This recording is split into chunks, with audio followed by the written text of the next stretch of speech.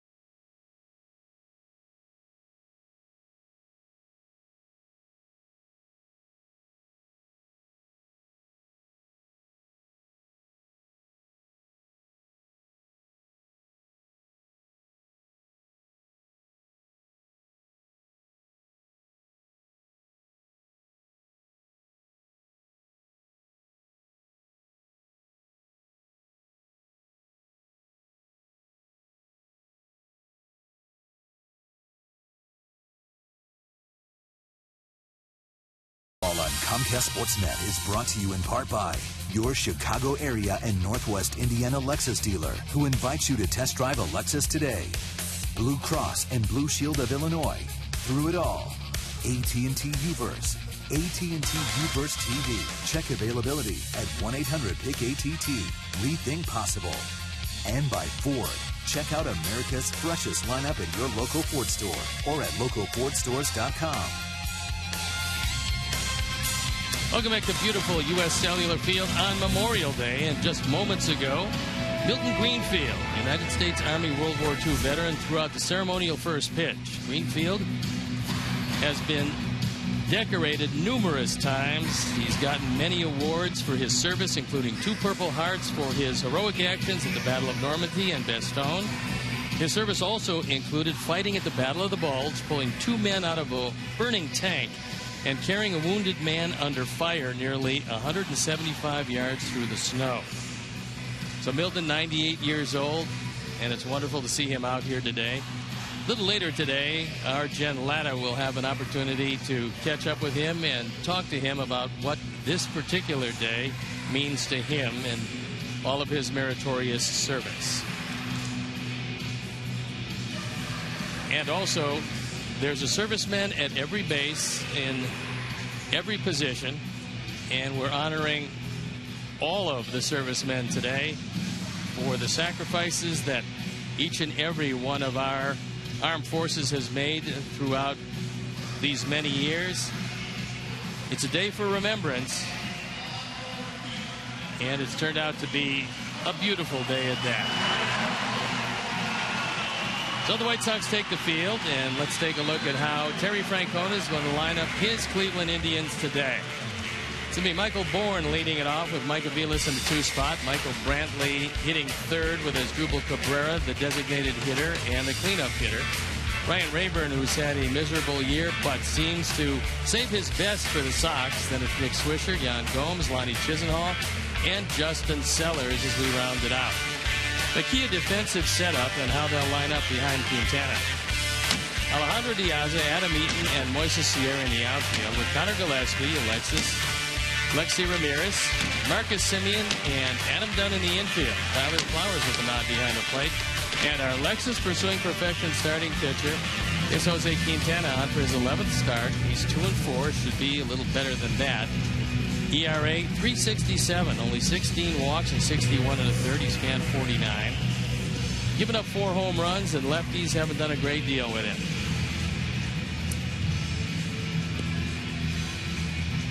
The umpires for the game today: Ron Culpa behind the plate. Ed Hickox is at first. Lance Barrett is at second. And the crew chief, Mike Everett, is at third.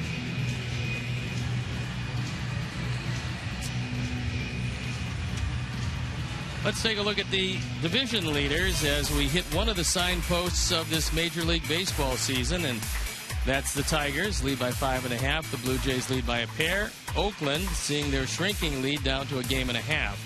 Then it's the Milwaukee Brewers, also a 1.5 lead. The Atlanta Braves with a 3-game lead, and the San Francisco Giants leading by 5. And the Giants have turned into one of the better teams in all of baseball.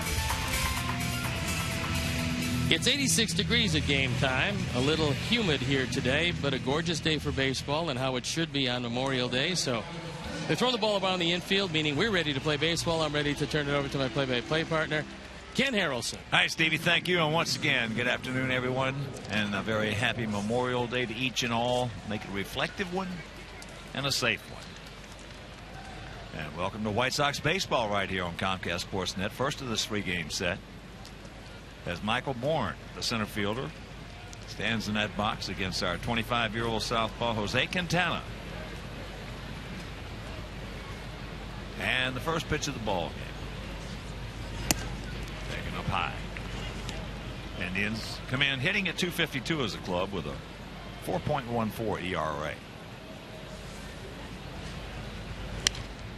And after somewhat of a sluggish start, they have been picking it up very nicely lately. As I mentioned, this is the 8th meeting between these two clubs this year. In the first 7, we've won 4 of them. And there is a chopper to hopper So good speed is retired. His Indian ball club has been pretty good in the division. They're 14-9 in the Central, as opposed to the Sox 11-11. But their problems have come on the road. Quite obviously, it's a road series. They're 9-16. That's the worst by far in the division. So here's Mike Aviles. Takes first pitch strike. Aviles hitting at .256, a couple of homers. He's driven in 16. And the count 0-2, and here at the ballpark, 330 down the left field line, 335 down the right field line, 375 in the gaps, and 400 straightaway center.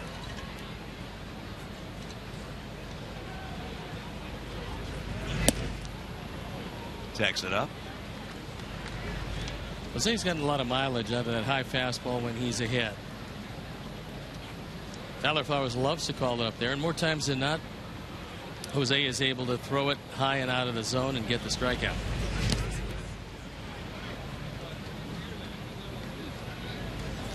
Two balls, two strikes.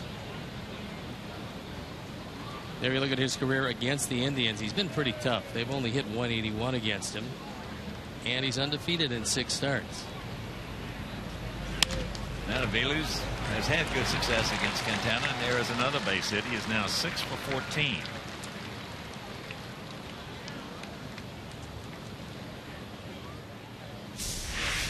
Aviles hits just about everything to right and right center field. This fastball is on the outer third, and an inside out swing finds a little room between Simeon and Dunn, and he finds that room.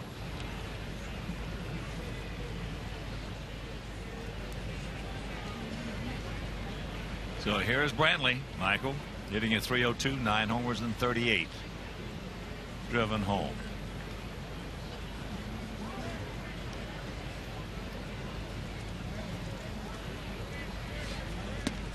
Takes first pitch strike. He also has had good success against Quintana, 6 for 13 with a homer. Currently riding an 11-game hit streak where he's hit .378. Most home runs he's ever hit in a career was 10, and that was last year. With 9 already, he'll fly by that pretty soon. Maybe 2 or 3 times. Yeah, he's become a very solid player for them, and a guy who plays every day. At first they were platooning him, and then they decided because he's hit everybody, play him every day, and you can play him anywhere you want to in the outfield.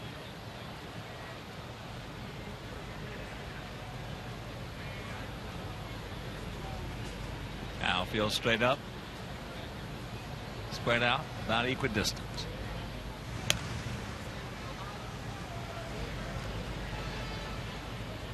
Aviles 4 for 5 in stolen bases.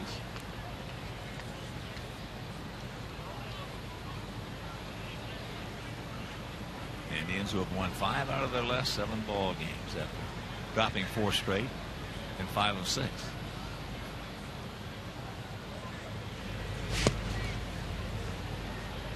Sure is a funny game, and it's totally unpredictable. The Indians looked awful. They got outscored 30-6 by Oakland in a 3-game series and lost the entire series. Then Detroit comes to town. They beat Scherzer. They beat Verlander. They sweep the Tigers. So there's no rhyme nor reason to why a team starts to play better against certain teams and why they're hot and why they're not. Well, last year they were 5 and 14 against Detroit. Last year we were 2 and 17 against Cleveland. I think that first series against the Tribe served notice that this was going to be a different year, that the personnel was different. There was a lot more thunder in this lineup, and if the Indians were going to win some games this year, it was going to have to be outscoring this bunch, because they weren't going to hold down the offense all that often.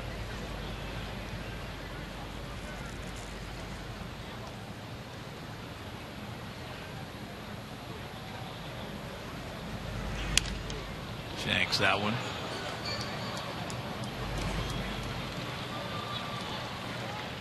Well, the Indians been getting some pretty stout pitching as well. They already have 23 double-digit strikeout games. this year. That's the most in the major leagues. And they're not getting a whole lot of them from Justin Masterson. His ERA is up over 5 in 11 starts. Stacks it up. So he had him 1 and 2 is now full. Well, Masterson's going to be out there tomorrow against our Chris Sale. And talking about Chris Sale, our K-Zone has been expanded, and there are plenty of seats available for tomorrow's game. So make your plans to be with us. Chris Sale against Justin Masterson.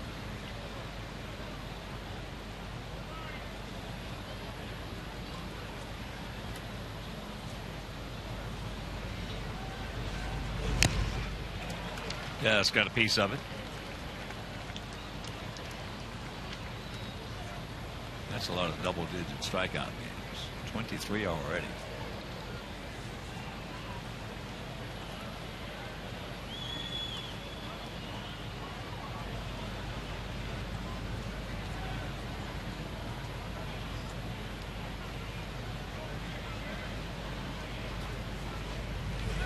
He can. He knew it.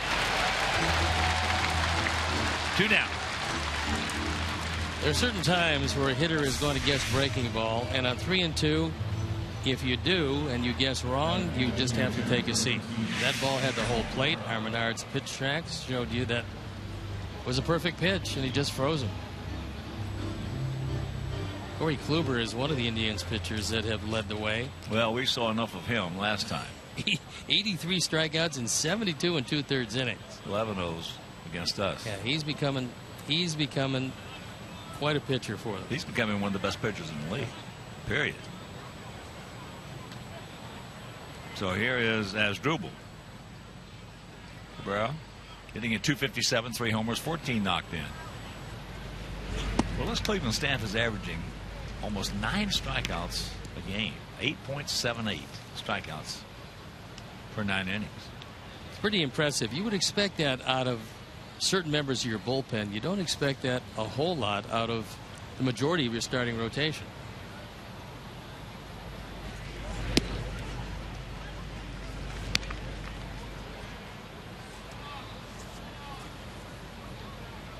Of course, that could very possibly be done out of necessity. That is, this Indian defense has not been particularly good this year.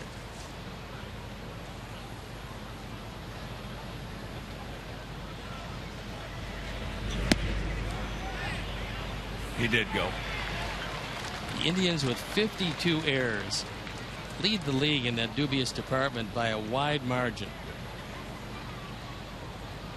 They're last by plenty.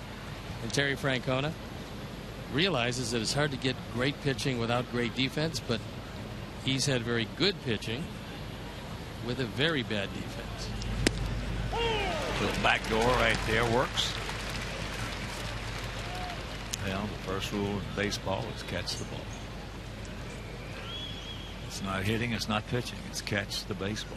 You cannot win unless you catch the ball. Well, the Indians are proving that conclusively to this point, although they're only 3 under 500, and it's anybody's race at this point, as Detroit has not been able to run away yet. Oh, he talked about it earlier. Even with all those great starting pitching, Detroit can be had. Well, one of the things they might have to concern themselves about is that Cabrera left the game yesterday with a slight hamstring tweak. And with all of the guys being hurt, if Cabrera goes down, that's going to be a completely different club. Well, if they stay completely healthy all year, then they're going to be tough to beat. But they're not going to stay completely healthy all year. I think we have seen that already.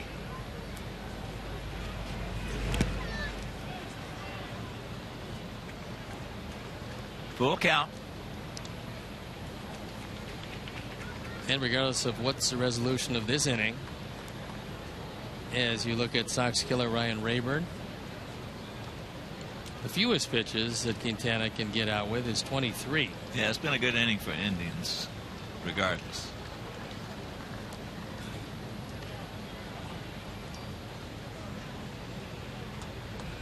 Payoff pitch.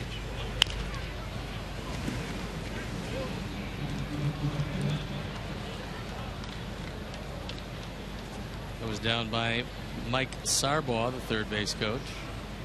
Sandy Alomar, the first base coach.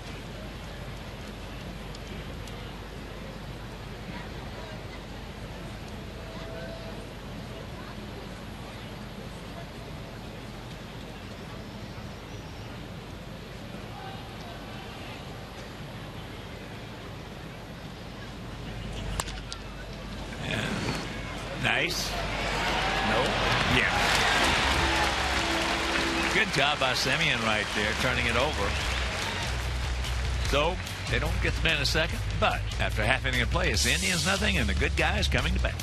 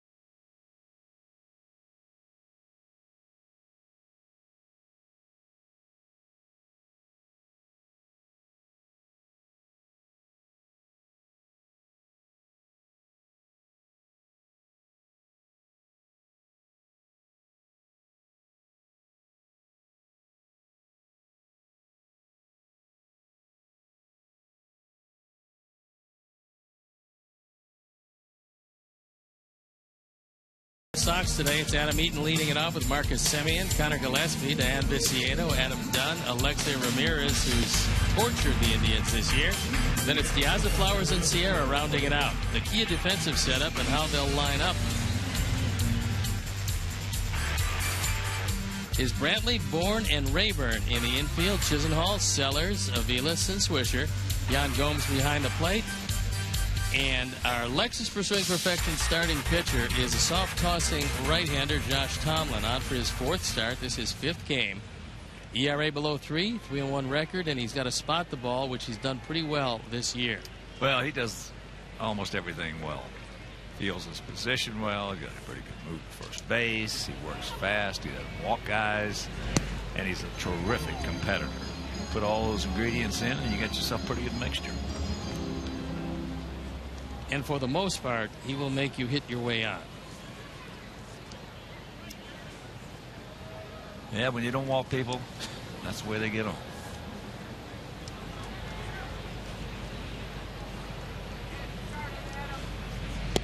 There's a strike. And the count 0-2. Sox come in hitting at .261 as a team with a 4.71 ERA.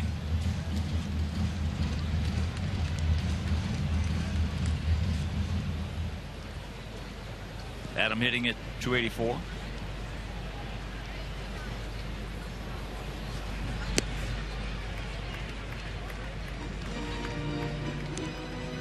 Tomlin from Texas.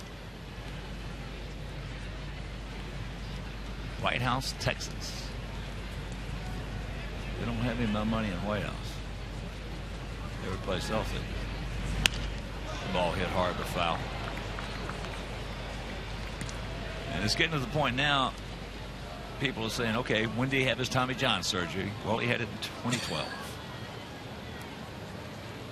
It happens a lot, and coming back from the first one, you're going to come back with a stronger arm. But now the disturbing thing is that a lot of guys are starting to go for their second Tommy John surgeries. Tomlin came up and was very impressive in 2011. He was 12-7 in 26 starts. And then he started to go on the DL once in 11 with an elbow problem, 1 in 12 with a wrist problem, then the elbow reconstruction in 2012. Good try by Tomlin.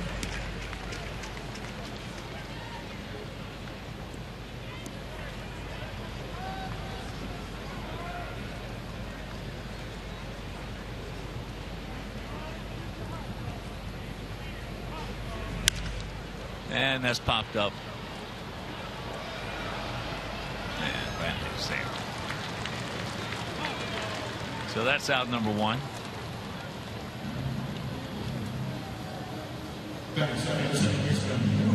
Well, I'm just wondering when somebody talked about it for years. I'm just wondering when somebody's going to go get Charlie Huff or somebody and take your marginal pitchers and turn them into knuckleballers and see what happens. You don't see too many Tommy John surgeries with knuckleballers. I don't think you see many injuries at all. These guys can pitch as long as their bodies can hold up, and they pitch into their 40s. Steve, you got to see that movie Knuckleball. Well, there's no strain to the body. You got to see it. I mean, you would really enjoy it being a pitcher because of some of the comments that they make about how organizations view knuckleballers. It's almost like they're lepers. Well, some of them don't want them because they believe they ruin their catchers. That ball hit into center field by Marcus, and that's out number 2. But I do believe that, I think I read earlier this year that Danny Worth of Detroit had been talking to Brad Ausmus about putting him in the game and using a knuckleball because he had one. And apparently it's a pretty good one. It's one that Avila was having trouble catching, so he did put him in the game. Apparently that knuckleball was terrific, and he pitched a scoreless inning, so that might be something. Whenever it is, he's not going to be able to play shortstop anymore or hit in the major leagues. That could be something he could use for I don't know how many years. Well, they're babying pitchers. Now they're starting to baby catchers. When are they going to start babying center fielders? And right fielders and left fielders? Maybe not. Well, who knows? Maybe not for a while. You know, it just amazes me. If you get one every 2 years, as that ball hit into right field pretty well, get over his head. It will. He took a very, very unusual route to that one, Steve. I would say that Ryan Rayburn showed you why more times than not he plays left field and occasionally is a DH. This one just fooled him because he started drifting over, was going to his right. He drifts straight across and then goes, uh-oh. Well, I think that one's hit a little bit harder than I thought. And no chance to get to it. Had he cut straight back on an angle to the ball, he probably would have had it rather easily. So here's Tank. Tank at 279, 4 homers, 17 knocked in.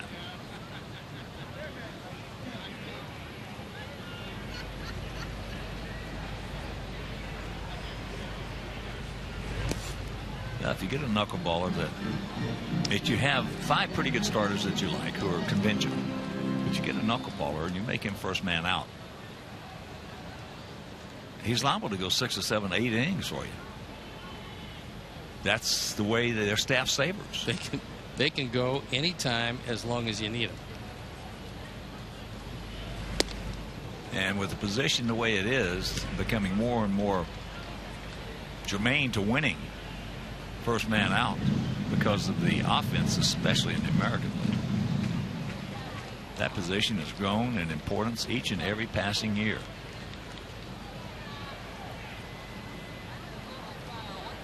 Gap out there in left center.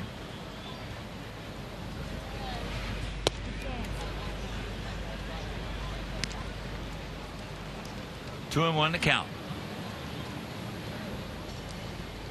Tank has faced Tomlin 9 times, has 3 hits.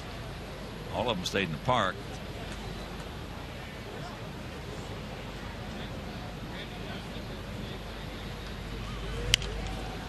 And that's Souvenir right side.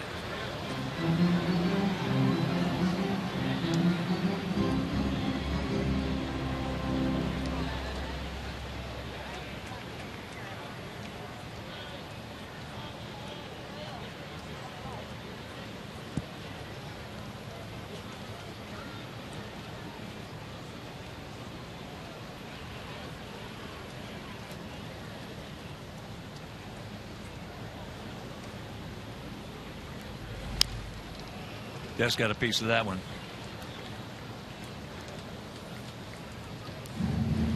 We had one a few years back, knuckleballer named Charlie Hager.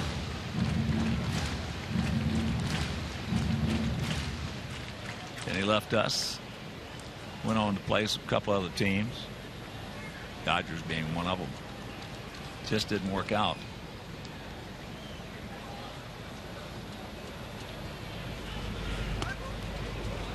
And one of the announcers, well, the Houston Astros, is a pretty good knuckleballer. Steve Sparks. He was one of the hardest throwing knuckleballers that we've seen in recent, well, not recent, but in years past. R.A. Dickey has some velocity to his these days. R.A. Dickey is prominent in that movie Knuckleball. As he strikes him out, so we get the 2-out double by Gillespie. Can't do anything with it after 1-0 score.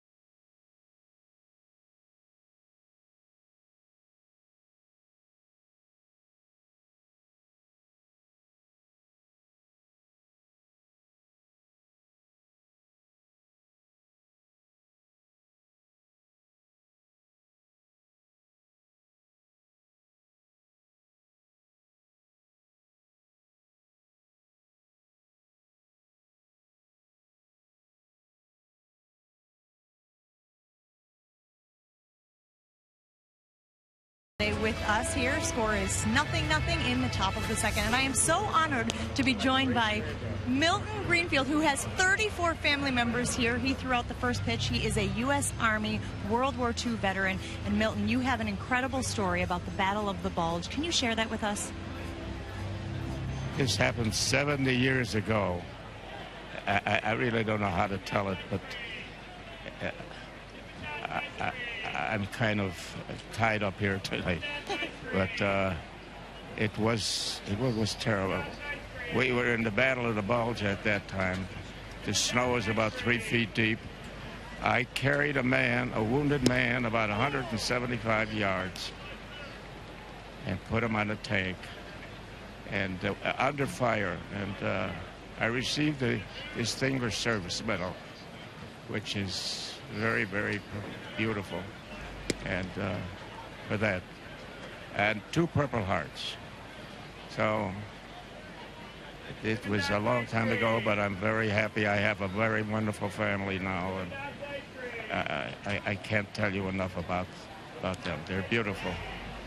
I don't know what else to say. No, that's wonderful. We appreciate you spending your Memorial Day with us. He told us earlier that he thinks about those men every day, not just on Memorial Day. And we are so thankful for your service and being here to celebrate, hopefully, a White Sox victory here at U.S. Cellular Field. Thank you, Milton.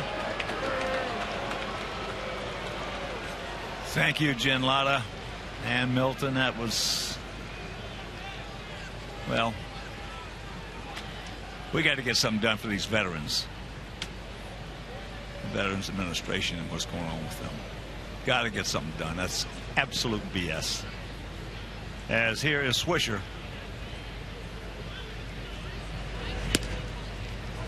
Takes that pitch outside. Swisher hitting at 209, 3 homers, 19 knocked in.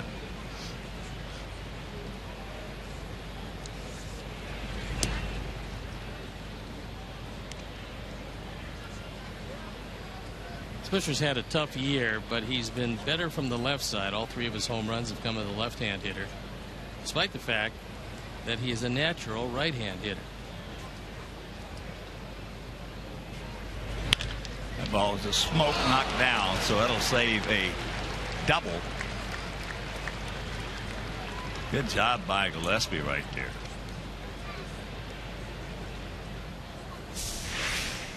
Connor was playing over toward the line, just not on the line, and this fastball right down the middle. Was pulled hard. And good first step reaction. You don't have to be fast. Killed. But you have to be very quick on that first step. So here's Yan Gomes. Yan hitting at 280, 6 homers, 18 knocked in. You ever walked in 3 feet of snow? I have. And carrying someone else at the time, no, I haven't done that. I'm going to tell you something. I can't even imagine that. Walking in 3 feet of snow carrying another person or anything. That under heavy. Fire? Under fire? No. 175 yards. That's amazing. God bless him. Gomes 5 for 15 against us this year. There's a nice little change of pace. Grabs the strike. I think we only have about 10% of our veterans left who fought in World War II. That's about all there is at this point.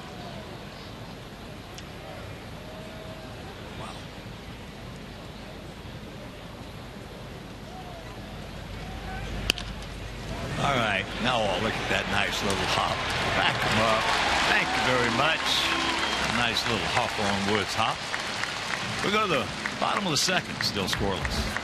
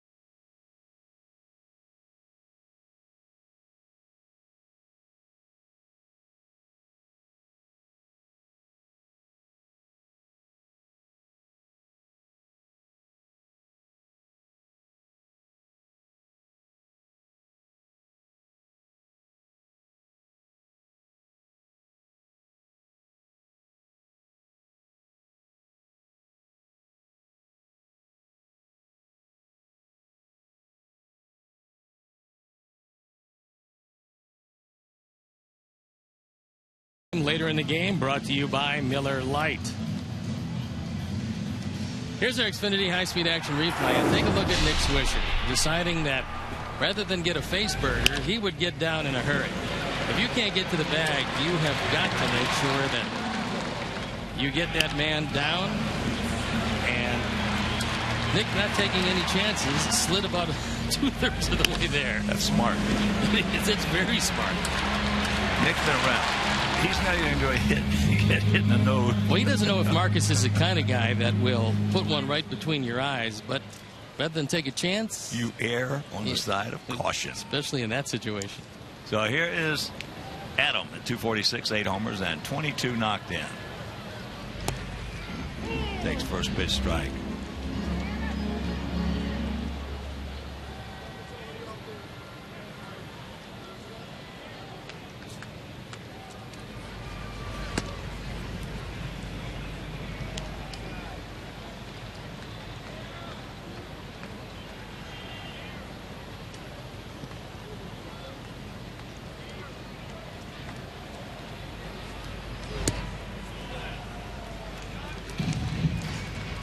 Indians are going to get a big lift in that Jason Kipnis is playing 9 innings at AAA today, and then he'll be ready to come back to the ball club most likely tomorrow.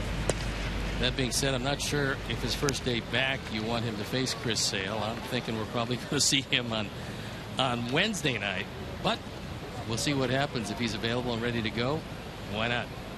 Well, I don't think he's going to. I think they'll probably put him on, as there's ball 4.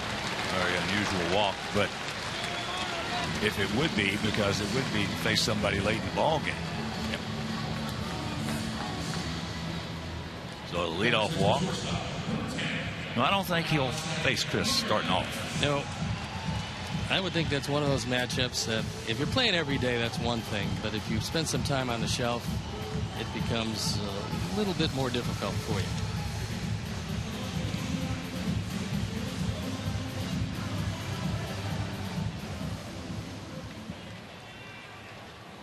Here's Alexei. Alexei at 322, 7 homers, 35 knocked in.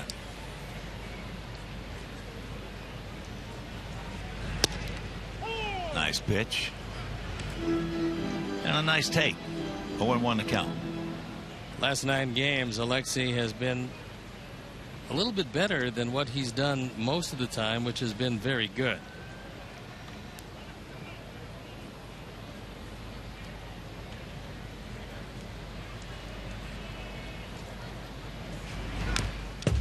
Very quickly 0-2.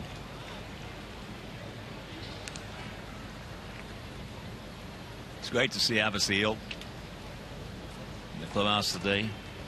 He was on the bench before. Yeah, it's great to see the cannon back, walking around a little bit. And he took some ground balls today.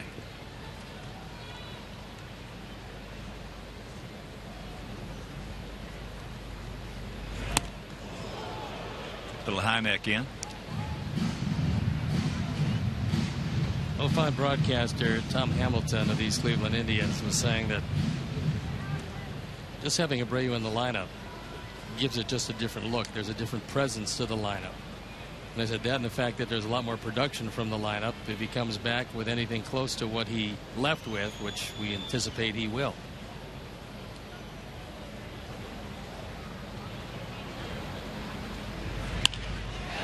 There's a roller hit into left field. Brantley is back on the track, makes the catch. He just missed it. And you can join the White Sox for a sports and marketing career fair this Friday, May 30th from 4:30 to 7. Now, participants will have the opportunity to network with a host of sports clubs and marketing companies. So specially priced game tickets can be purchased at whitesox.com/job. That's a sports and marketing career fair this Friday, May 30th from 4:30 to 7.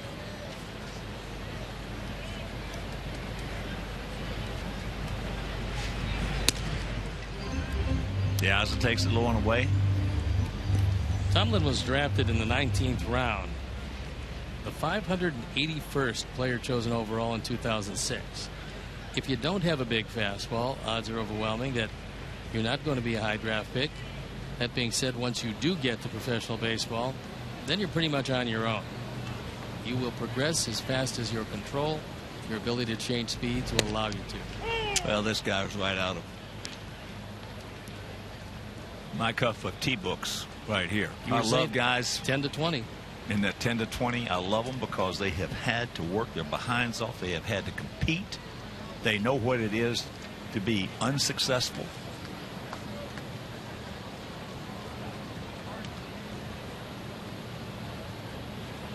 And we talk about high draft choices, especially at the high school level. And it's proven. There's no data. High school pitchers going #1, the worst draft choice you can make. Biggest upside, but an enormous downside. Yeah.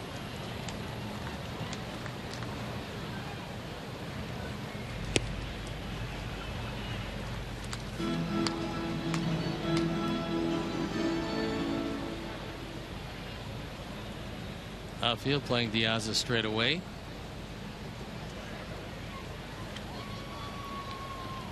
Who was telling us that story down in Houston about two parents of a 16-year-old or 17-year-old in high school that are contemplating, and there's nothing wrong with him, he's an aspiring pitcher, contemplating having Tommy John surgery generally. A proactive Tommy John surgery? I'm not sure that's the greatest idea. I mean, I don't know who would. That's where this thing has gone. I would say I don't know who would operate on a healthy arm, just preventatively. Well, whoever would probably would have to be brought up on charges. Yeah, that's a horrible idea. I mean, that's where this thing has progressed to. Can you believe it? No, that would be hard to deal with.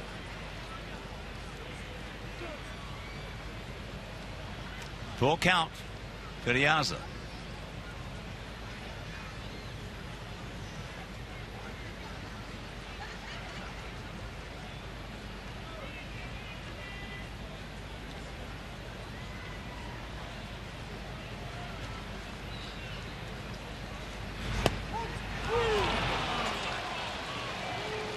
Two down. If you're going to be around the plate with everything, you probably get the benefit of the call. Ron Kulpa most likely giving the benefit of the call, and Tomlin very happy to take it.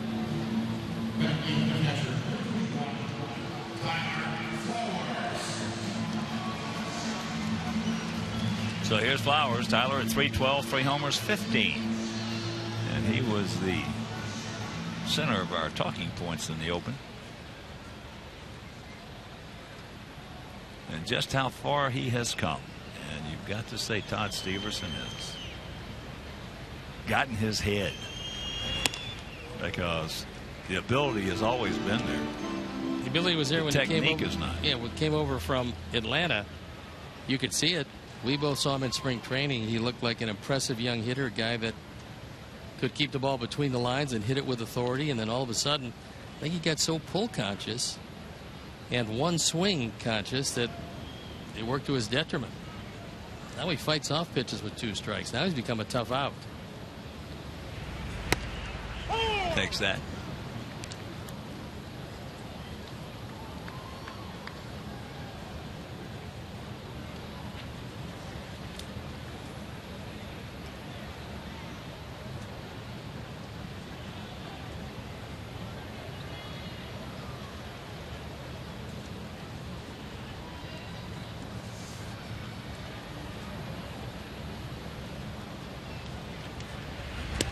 Chow. That was a great break, the fact that it hit off the top of the dugout. And then a beautiful catch. A great catch on one hop. And she went up and got it. She got it one-handed. Boy, sign her to a contract. How about that?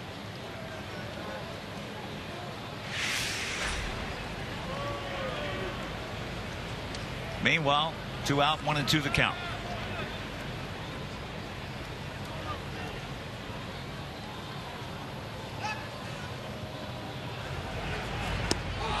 Got him with a good breaking ball, so that is the 3rd strikeout for Tomlin, and we're into the 3rd.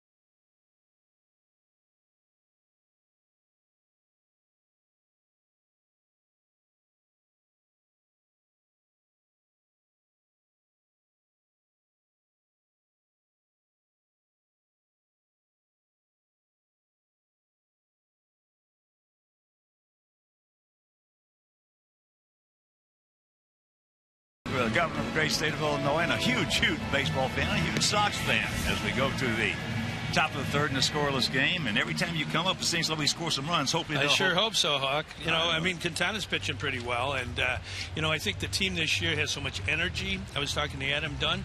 He's got a 398 on base average, and Tyler Flowers is second on the team on base average. So, you know, we're going to do it this year.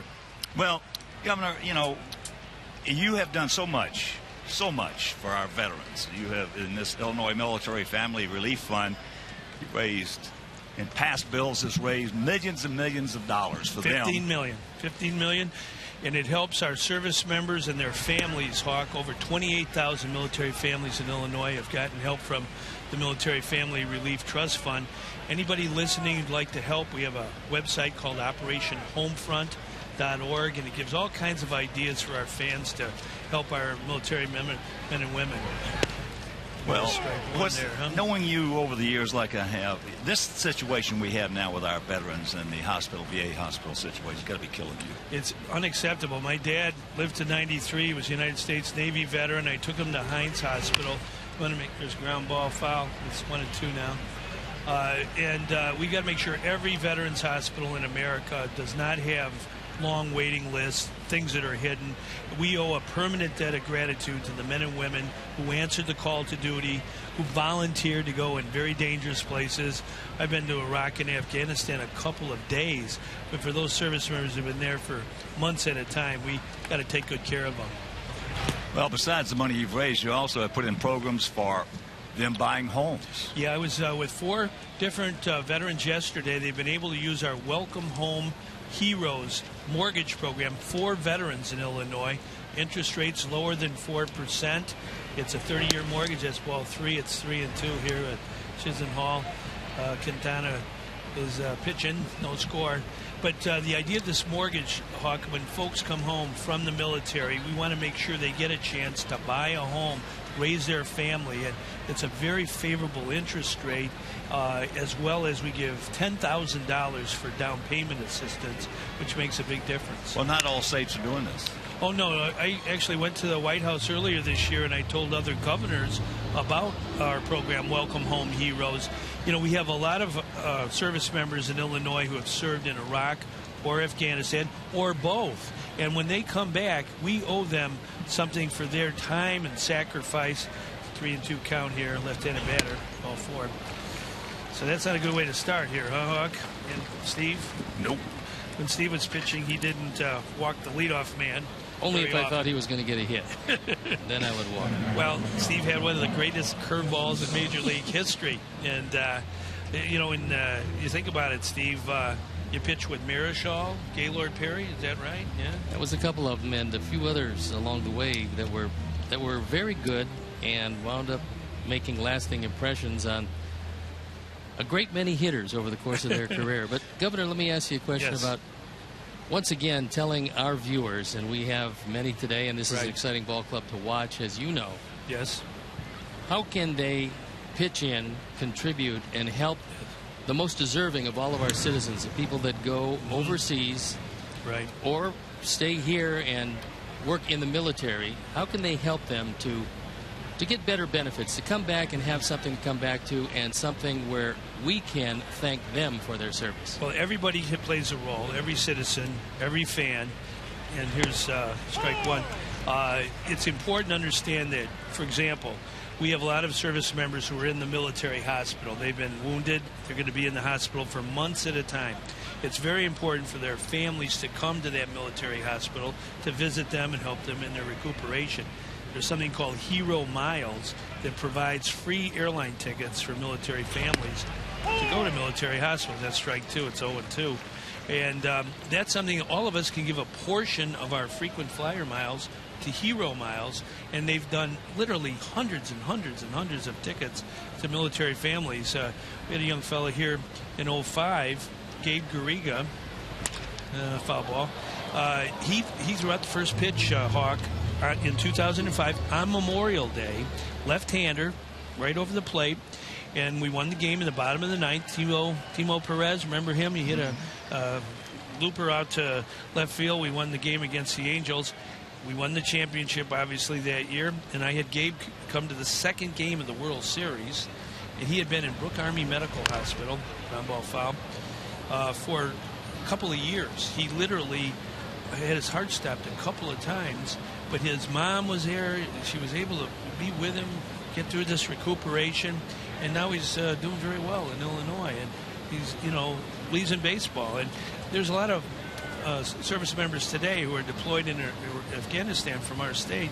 They can't be here on Memorial Day, so we got to be there for them. Line drive up the middle, base hit. Not good. All right, good arm by Adam Eaton. Yes, he does. Yeah. He's got a good one. First and second here. So, well, we've got to, getting back to our team for a second here. This is you're right. What we have done and watched all spring long and now through the first 50 games or so of the season is that Rick Hahn has done an unbelievable job. Sure has. Turning around. It's not just losing 99 games, it's how we lost 99 games last year. Yeah. That's the bottom line. Yeah. And he's turned it all around. And then can you imagine when we get Avisail Garcia back and we get Micah Johnson up here and get all these good players we have? And Abreu back off, at first base. He should be coming back soon. Yeah. But Chris Sale the other night, how about the pitching there? Jeez. Wow. The Yankees are still looking for their spikes. Yeah. They kept swinging and missing. Yeah.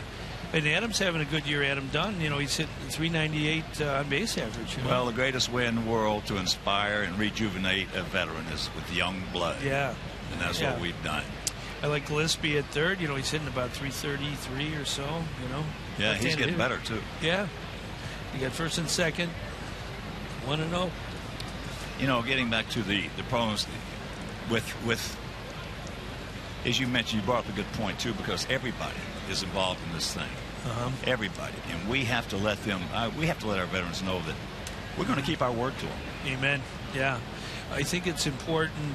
Whether it's the veterans hospitals, we have a number of them in Illinois. There's Jesse Brown Veterans Hospital in downtown Chicago. Right now, every week they have a food pantry for veterans who need more opportunity to eat. And so we have to understand that a third of the homeless of Illinois right now, 1/3 of the people who are homeless, are veterans. And we really have to use our resources from the government and from private as well to make sure we have housing and food and jobs for veterans.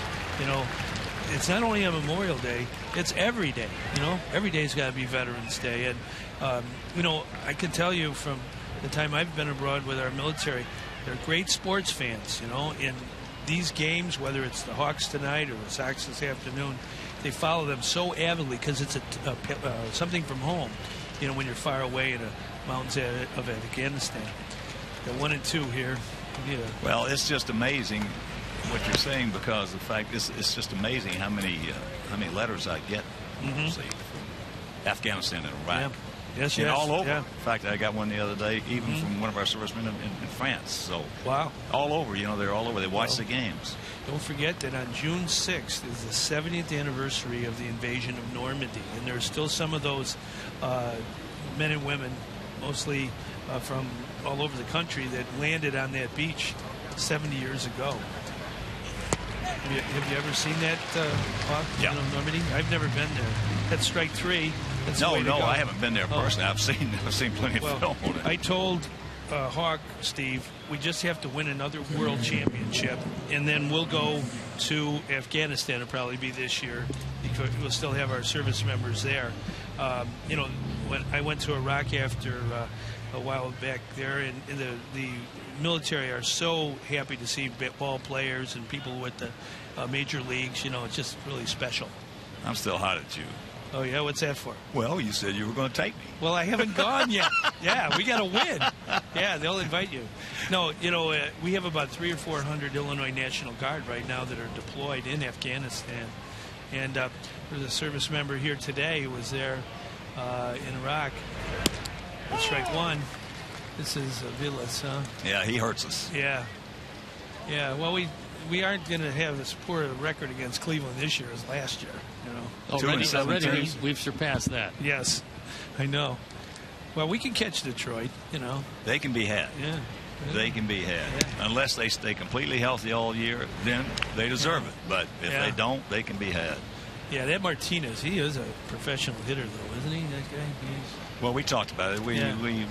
We said that he was going to protect him more than actually what happened last year was Victor protected Prince. Yeah.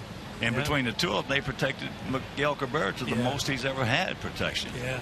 But if you had to have one of the two, I love Prince. I love to watch him play. But Victor is a better protection for Cabrera. Yeah. It turned out to be a pretty good deal because Prince is lost for the year, and Kinsler continues to keep playing. So Kinsler's hitting like 330 or something like that. For Detroit, they get rid of him at the right time. Yeah, and all of his money. In the World Series, he just didn't do it. Or, I mean, the playoffs, the conference there, division, whatever it was, he didn't play well. Okay, let's get this guy 2-1. Foul ball. It's 2-2. Yeah. Right. I love it when the governor comes up. He loves sitting up there watching baseball. Every pitch counts, Hawk. I used to be a catcher. I broke fingers in both hands and my both thumbs being a catcher for 7 years. I just couldn't hit Steve Stone's curveball. Who could? Well, did you find out that spending that much time behind the plate, it's better to be someplace else other than there? Oh, I enjoyed it. You're a part of every pitch, I like that, calling the game, all that. Okay, that's a strike. Yes, he did. Amen. He going, right? He going. Yeah. All right, that's the way to pitch from behind there. Third strikeout for Quintana. Yeah. He's been our guy who's been wearing the tough luck cape all last year when he had 17 no decisions. I know, unbelievable. He never gets overly agitated, though. He's a pretty equal temper guy. He is just like you envision him. He is a gentleman. He is a wonderful young man. He does not get too high. He does not get too low. He works his behind off. Yeah, they say he's a real hard worker. Oh, he is. He's exactly the way you picture him. That's the way he is. We are lucky. We have a lot of good players on this club. Well, quality and chemistry, that matters. You got to have character. Well, that was one thing that Kenny Williams stressed in his whole tenure was having quality type players. We only had a couple of buttholes here since Kenny's time. Well, one of them plays on the other team. He wasn't here long. I won't get into his name. That's right. Was he playing first base today? I can't remember. Yeah, that was a good year. We won. We got into playoffs. Yes. Strike one. The Brantley, he's a pretty good ball player. Yes, he is. He's getting better and better. 300 average, 9 homers, 38 RBIs. How about that? Well, we only have one more out with you, but I just want to thank you personally, as Steve does, I'm sure, for all the work you've done for our veterans. I'm telling you, especially, I know you've tried to get more states to get involved in this situation, but we're happy and we're proud that Illinois is one of the, we're the leaders. We are the leader, and we want to continue to be the leader, but the most veteran-friendly state in the union.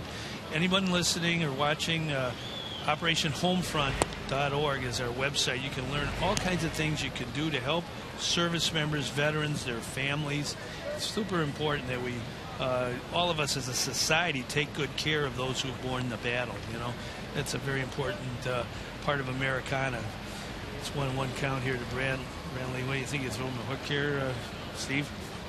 I think he'll throw him an inside fastball. Okay, you saw this thing. Okay, come on there. Yaza, let's go. So a little duck snort right there gets him on the board, and we trail it 1-0. Well, Governor, thank you so much. Thanks for a million, up, buddy. Thank you. You're a good man. Same here, Steve. We really appreciate you guys covering the game and helping everybody. You make everybody's life a little brighter. All right. Thank Governor Pat Quinn. He has done a lot of work for our veterans and continues to do so. So it's a 1-0 game with 2 out, and that's a shame. That little soft. He made a good pitch on him and just got burned. But on the other side of that page, that leadoff walk cost us. 39th run driven in, and Brantley didn't get a lot of it. He just got enough of it. Just enough is right. But here now this turns into the big out because we had to score anyway.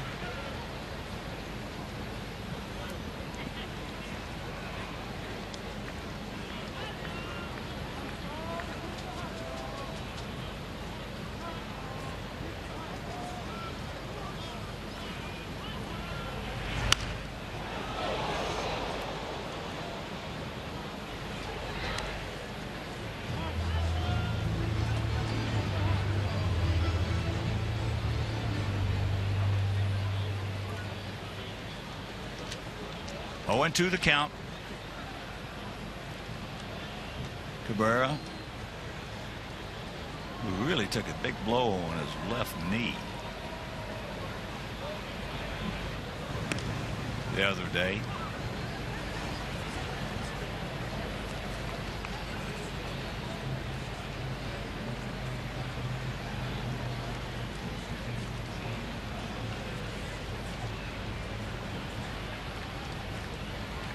Outfield straight up bunch just a bit. Well, the switch hitting shortstop DH today, and that's up high.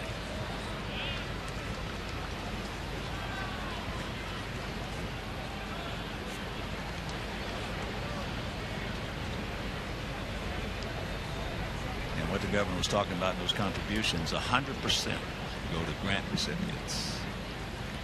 100%. That's fouled back. Cabrera, one of their few switch hitters that's actually better from the right side. Santana was originally in the starting lineup today, but Carlos apparently feeling ill, so they did a last-second scramble and inserted Sellers in the starting lineup.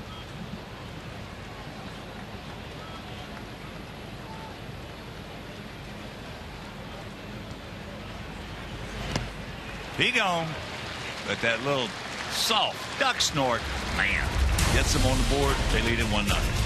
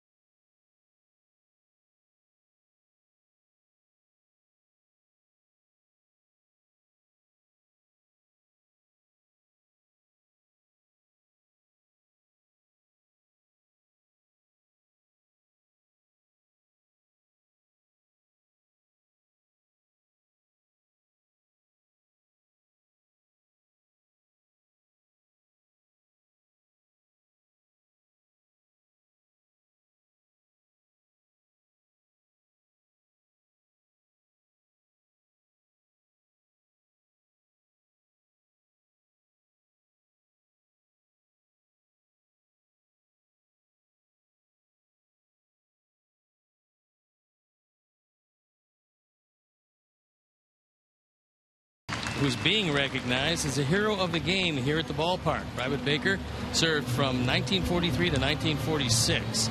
This World War II veteran also served in the Battle of the Bulge and has won numerous awards, including the World War II Victory Medal. You can join Major League Baseball in helping those veterans who have done so much to help us. Log on to MLBcommunity.org or welcomebackveterans.org for more information on how you can make a difference.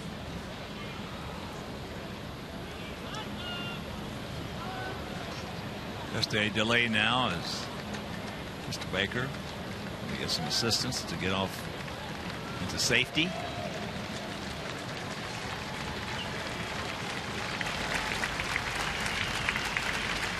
But the Indians lead it 1-0 here in the bottom of the third inning.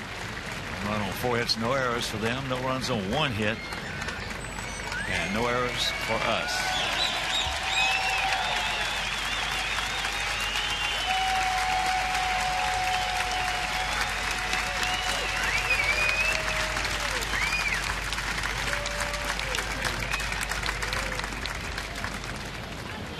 Battle of the Bulge and won numerous awards, including World War II Victory Medal. Now we're ready. As here is Moises. And he takes the pitch that's outside, call for a strike.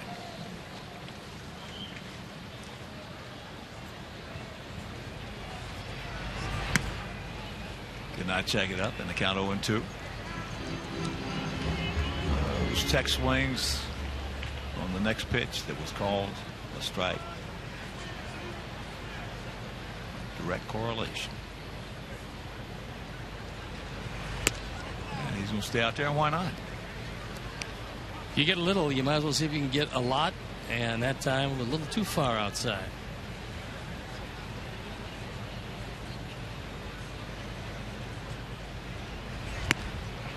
Well, he stayed out there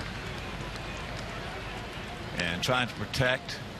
As you can see, everything was off the plate. The first pitch set up to hold it bat for Sierra, though. That's one reason that the great Ted Williams wanted to know 3 things every day before he came to the park. He wanted to know which way the wind was blowing, he wanted to know who was pitching for them, and he wanted to know who was umpiring behind the plate. So here's Eaton. It's a little more difficult today because you have more umpires. Yeah. You're only going to get them maybe 2 or 3 times a year behind the plate. Maybe a touch more. Back in those days, for you youngsters out there, there were only 16 teams. 8 in the American, 8 in the National, and there were no mixing of the umpires. They had National League umpires and American League umpires. American League umpires wore a big balloon. National League umpires wore an inside protector. And entirely different strike zones.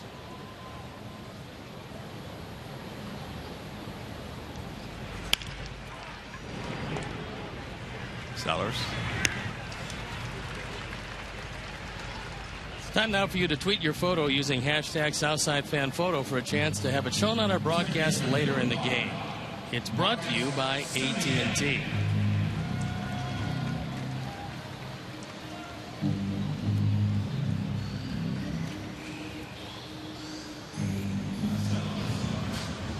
Hawley last night had a couple of at-bats under the same scenarios. First pitch was not a strike, was called a strike, and it set up the whole defensive at-bat for him. They're going to call it. You got to go out and protect. Well, if you know they're going to call it, that's one thing. But when you get a guy who's all over the place, it's hard to do it. And they're like Moises right there. That first pitch off the plate set up that whole at bat for Tomlin against him.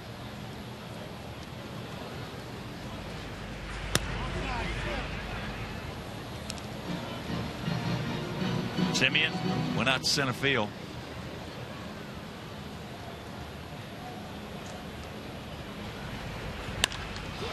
The ball's high. Brantley going back. And it's just foul. That one didn't miss by much. Brantley ran out of room. It's only 3:30 down the line, and Marcus got that ball up in the air. Unfortunately, what little wind there is just affected this baseball because that wind is blowing toward the corner. It was blowing this one foul, and unfortunately, that's how it settled.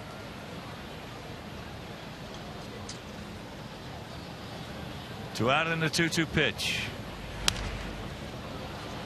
Well, knowing you, Steve, I know that every now and then you would run across an umpire that you knew was going to give you such and such. And you played him like a fiddle. Well, what I did was, I mean, obviously in my time also, we had the 2 different umpires. I tried to make friends with them. That's off the glove, and then 2 now. Simeon with a big turn now. Sellers gets to it and gets it back in.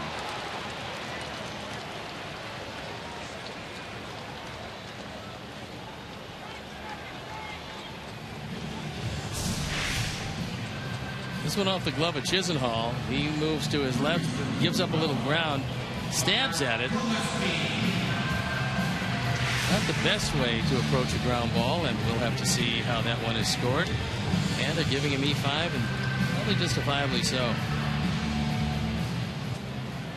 But I think when you come in the league, you're a young pitcher. If you have an injustice, if you have a call, especially a big one goes against you, you get animated, aggravate the umpires, and then you realize as you spend some more time that it might not be the best thing you can do. So then you realize, because they have your game in their hands, you realize that if you don't show anything when they make a bad pitch, maybe you walk in, you might question it, saying, you know, where'd you see it, whatever the case may be, but you don't show them up. Eventually, you get to the point where you start getting some pitches. After a trial, so to speak. Oh, they will, yes, they will make you earn your stripes. Well, on the other side of that page, one of the great pitchers in baseball history, 8-time 20-game winner, Jim Palmer, probably was more disliked by umpires than any other pitcher in the league. But yet he was so good, it goes to show you how good he was. Because he had overwhelming stuff. Yeah.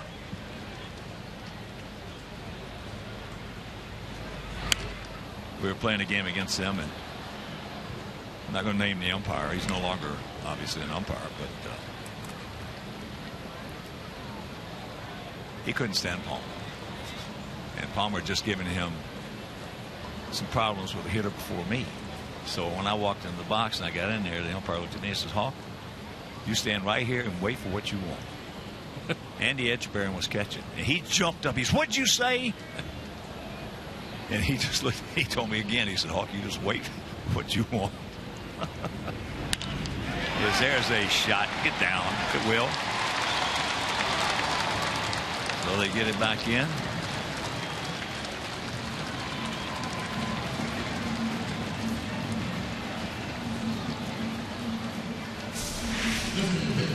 This ball hit awfully hard. It's a rolling breaking ball. Doesn't do a great deal. And Connor, who's been red hot, stays hot.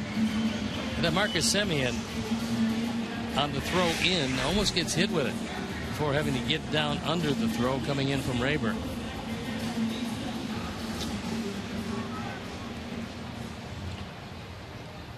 Here's Tank. He struck out his first trip.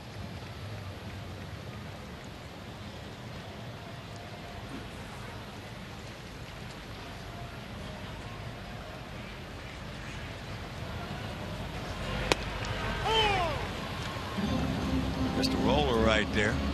Got away with it. Let's take advantage of another out given to us by what has been the most porous defense in the American League by far, this Indian defense.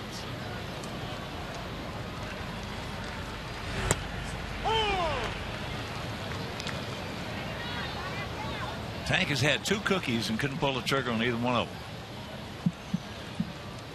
No, they were on the inside part of the plate. 2 pretty good pitches to hit. Now he's going to get. Now he's going to get something low and away. You would expect.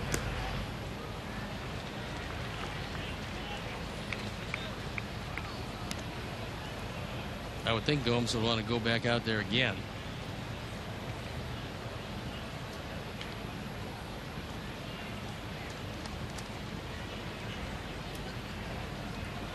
Yan Gomes having another solid season.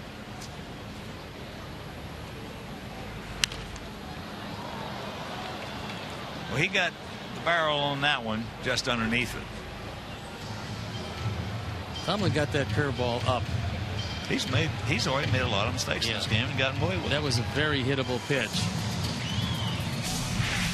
On our Menards pitch tracks, take a look where it shows up. This is not what you're looking for with your wipeout curveball. Unfortunately, that one is not in the gap in right center field.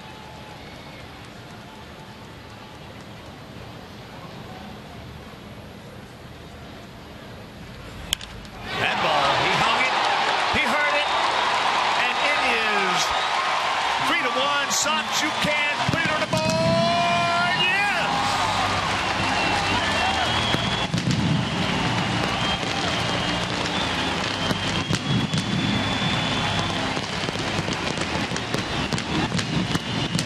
Oakland number 5, RBIs 18, 19, and 20. You can only roll so many breaking balls in one at bat before it turns into the Ford home run replay. And there's another one that hangs right up into the eyes of Viciedo. That air comes back to haunt him. And just like that, they give up the lead. Well, here's Adam.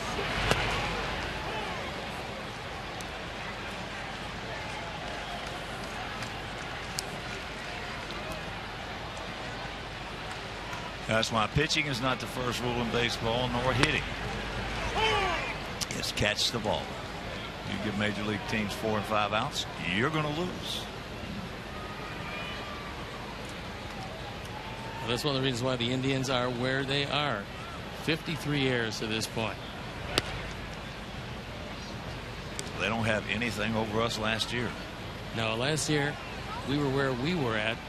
We earned it. Because of the amount of times we bobbled the ball. We earned it. We earned to be.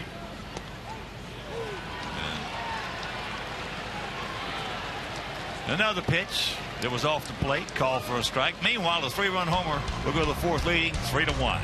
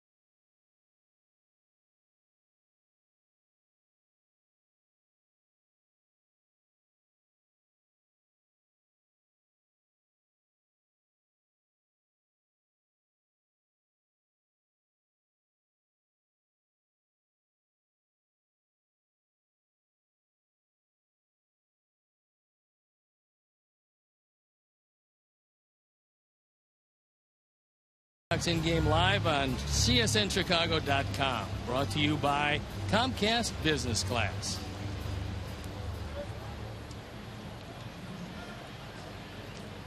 Three-run homer by Tank. And we lead at 3-1. Of course, with that home run, the Alex Nelius family will make more donations to White Sox charities in loving memory of Ursula. Alex Nelius. Here's Rayburn.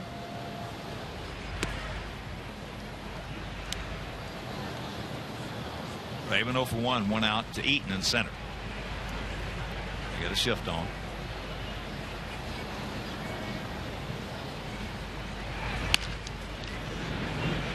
Alexei with the throw. Yes, nice play. Took his time.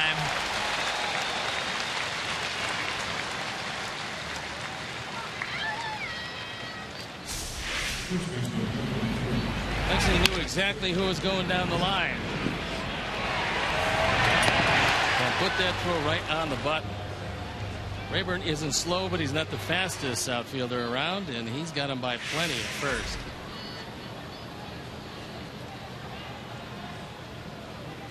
So here is Nick. Swish. Singles.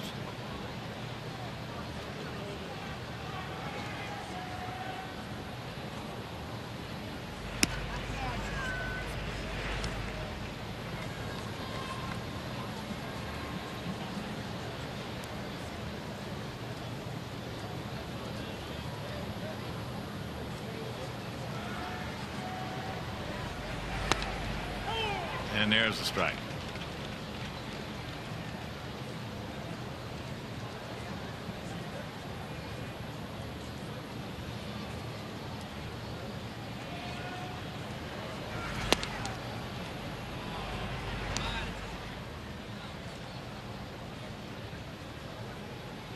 Outfield straight up. Bit of a gap. Small gap out there in left center.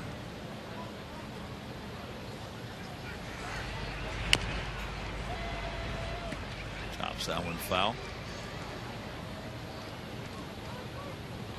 Swisher's really been a switch hitter from both sides. I mean, a pull hitter from both sides of the plate.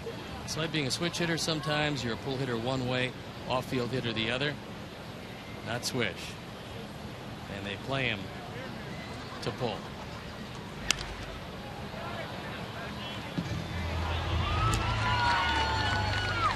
Late great Mickey Mantle was more of a pull hitter, left-handed, more of a straightaway center, right center, left center hitter, right-handed.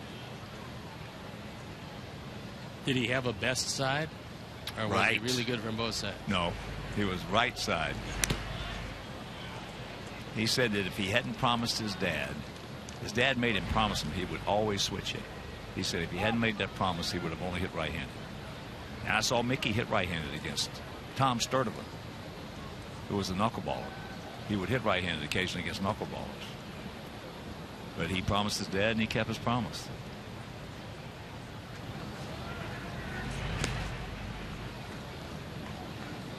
He was much, much better right-handed.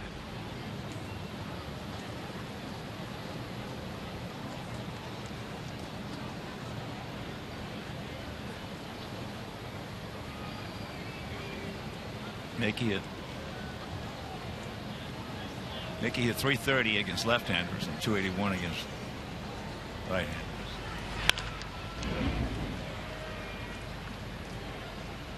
Just don't see that much because you face so many more right-handers. Even back then, ponderance of pitchers around were right-handed starters. Of course, you didn't have closers in those days,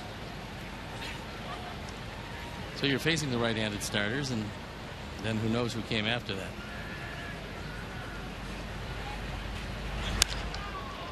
That ball's hit well into right field. Sierra. Well, no, in today's culture, in today's game, if you got to the 7th, 8th, and 9th innings in a close ball game against the Yankees and Mickey was playing, you would definitely bring in a right-handed reliever.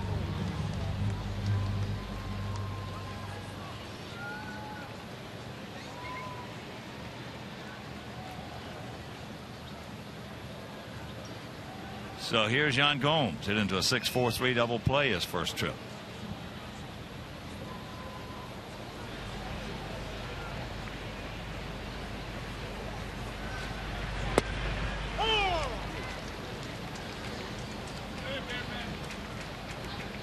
There's a difference in the ball game. The man who is being used as a designated hitter today, Diane Viciedo.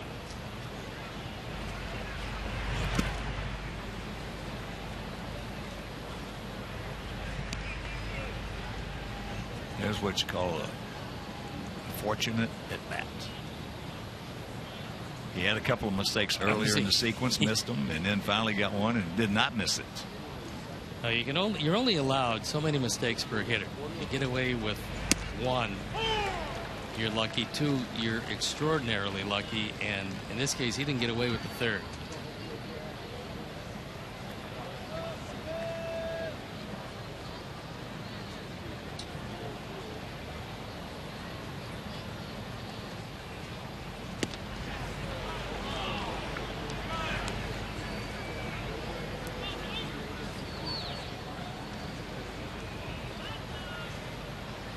Two out, 2 balls, 2 strikes to the 33-year-old veteran.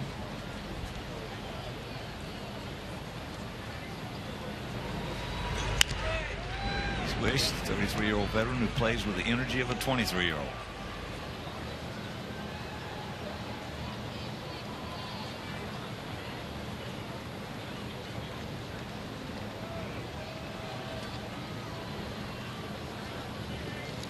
Last year is when the Indians spent some money, brought in Bourne and Swisher and Reynolds, trying to change the culture of this team, try to change the attitude. Of course, the most important addition was Terry Francona. They brought him in also, and that, as much as anything else, allowed them to win 92 games, get into a one-game playoff.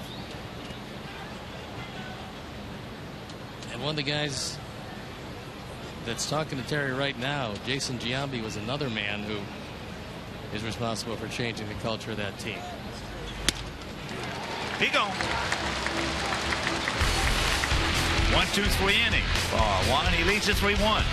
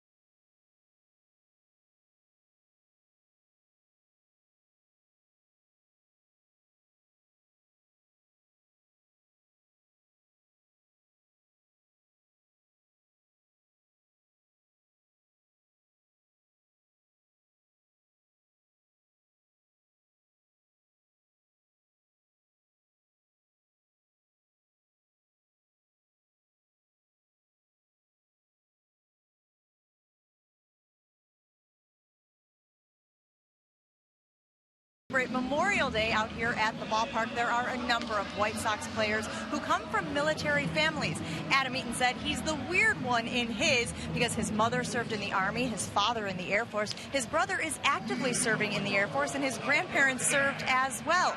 Then there's Daniel Webb. Both of his grandfathers earned Purple Hearts in World War II. His grandmother served as well. And Scott Carroll's father and his uncle both served in Vietnam. We met Carroll's father just about a month ago. Steve recently underwent eye surgery to combat the effects of Agent Orange, and Scott really put it well. He said that really re-emphasizes how lucky and blessed we are to play baseball for a living. Guys, up to you in the booth. All right, Jen, thank you very much. As here is Alexei. Fouls that first pitch back. 0-1 the count. Alexei just missed one high towering drive into left field.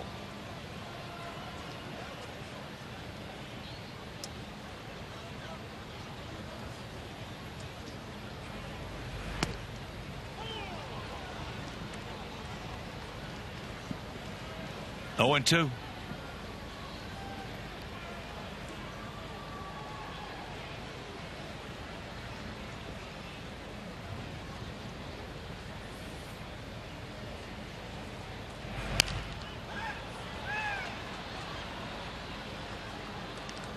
Here's a souvenir right side. First of 3 against these guys. Then we'll have an off day on Thursday. And then Friday, Saturday, and Sunday, it'll be the San Diego Padres to finish off this 11-day, 10-game homestand.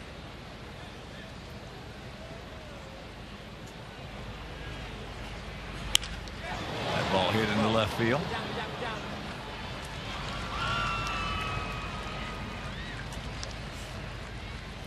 And Sox fans all season long, you score with Papa John's Pizza.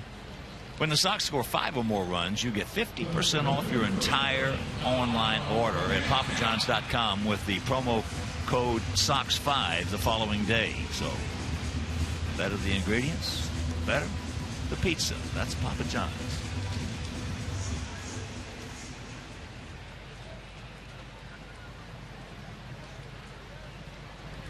Here's Diaz, struck out.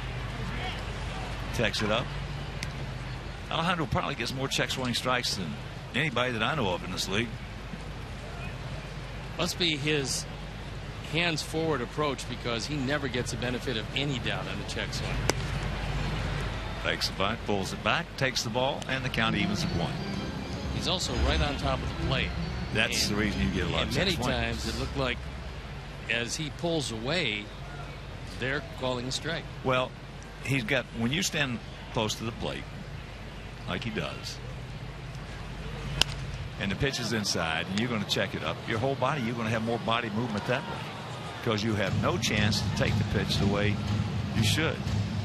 by turning back towards the catcher.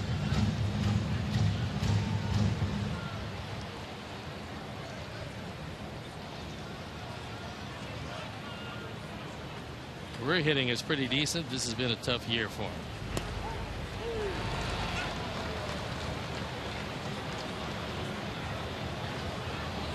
Now he's given.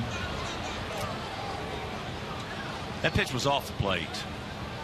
Tomlin's getting a lot of pitches from him. There's no question about that. And that'll bring up Tyler.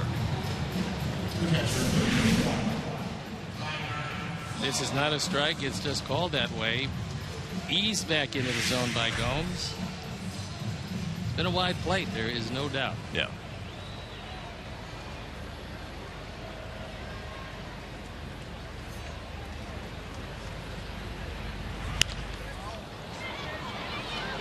Well, that used to be the formula, so to speak, when I played.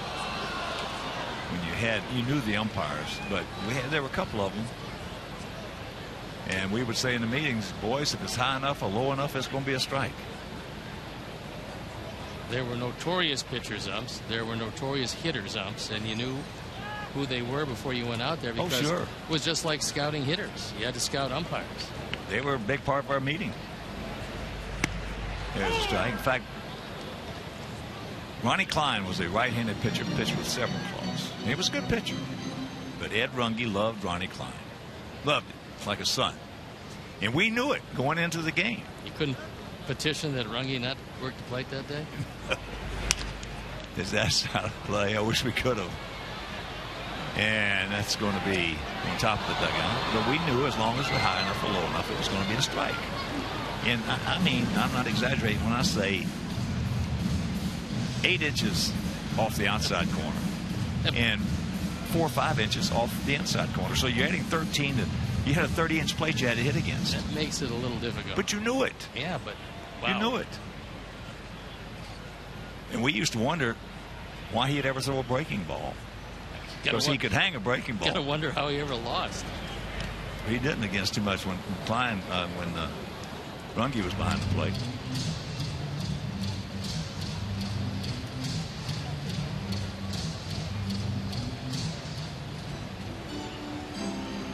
That, of course, was the umpire when they had the All-Star game that they set the all-time record for strikeouts in. I think he called out Mickey 3 times, and it wasn't it until Eric Gregg rung up 15 of them? I forgot about Eric Gregg. Yeah, but at the time it was the all-time record. It is now. Well, I'll tell you what. That pitch was everything as close he's given Tomlin. Everything as close he's given Tomlin. There's no question about it. If you take a look at the glove of Gomes on that replay, you'll see a catcher who didn't believe it was in the zone, because if it did, a catcher will frame it. If a catcher doesn't believe it's in the zone, he's going to try to ease it back into the zone, and that's what Gomes did. Well, every pitch that's off the plate, he's given him. So, 1, 2, 3 inning.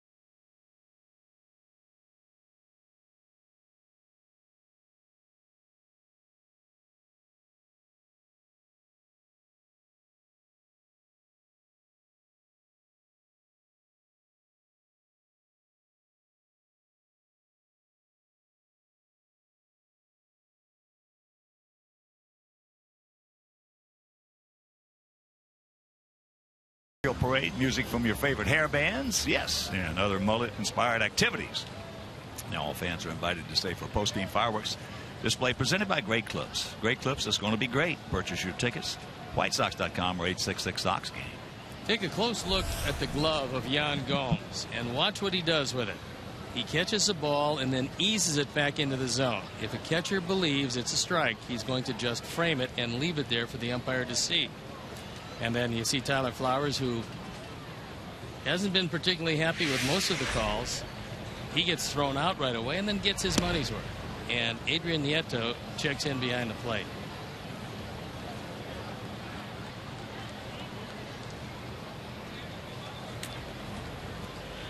Well, Compa has given, as there's a little jam job, he has given Tomlin every conceivable close pitch. It's been off the plate. So 1 out. 3-run homer by Viciedo. We lead it 3-1.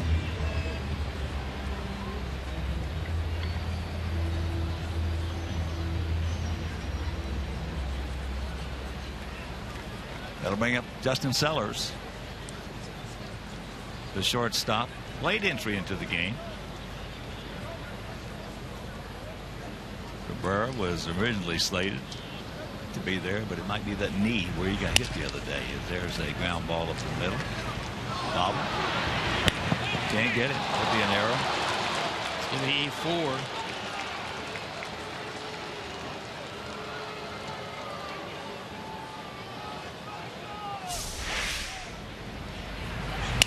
We'll take another look at it. If he catches it cleanly, he gets it. If he doesn't, and he doesn't.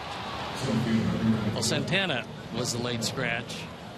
They might have then changed what they wanted to do, but Santana got sick for the game. He was slated as a number 4 hitter, and they weren't descriptive into what type of sickness it was, but safe to say he wasn't feeling well enough to go to the post today. Yeah, and it gave them a chance to for sure arrest that knee of Cabrera. Yep.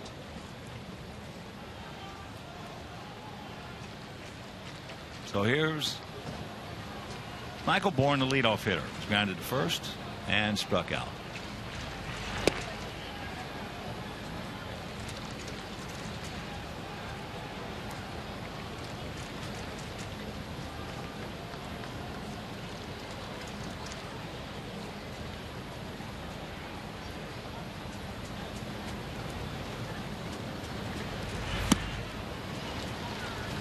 Count evens at 1.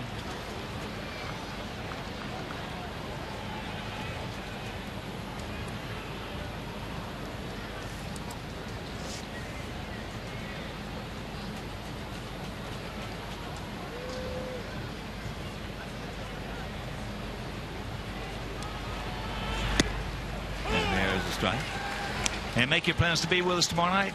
Chris Sale against Justin Masterson. Now the K zone has been expanded. People having a lot of fun down there. When you pay the $20 for the seats, you get a t-shirt and a placard with a big K on it for the strikeouts.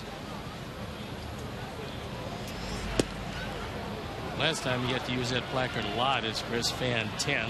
Didn't walk anybody. Was perfect through 5 2/3. Went a total of 6 innings and 86 pitches, so you would expect this time out, assuming he feels well enough, probably get to 100.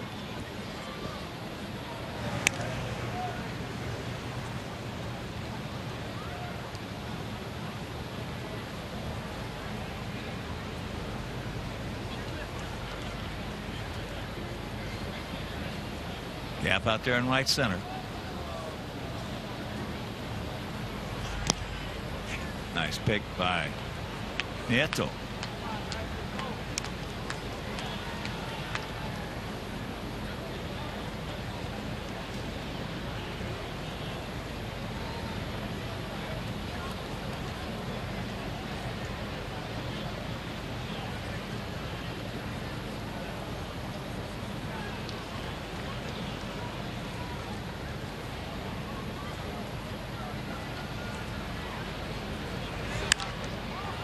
High pop up. Come on, Adam, help him out. Got a boy. 2 down. It's a good thing that finally Adam did come in to take it, because Nieto was dangerously close to that pad left there by Bourne. Well, that one was high enough for Sierra to come in and take it. It was up there.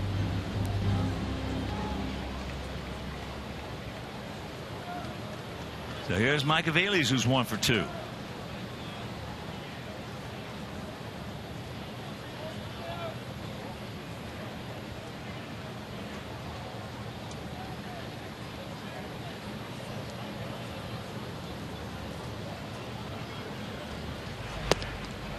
I love it when the governor comes up. We're talking about this rule. Usually the veterans, which he is just impassioned by, and then he does play-by-play. And he does the play-by-play because he's such a baseball fan. He wants the fans who are watching at home to know exactly what's going on as he's talking. Checks it up, foul, tips it. Well, either that or realizing that he can't be the governor forever. There might be a spot. I mean, look at Ronald Reagan. Yeah. Worked out well for him. He's such a baseball fan. And I'll tell you, his memory is impressive.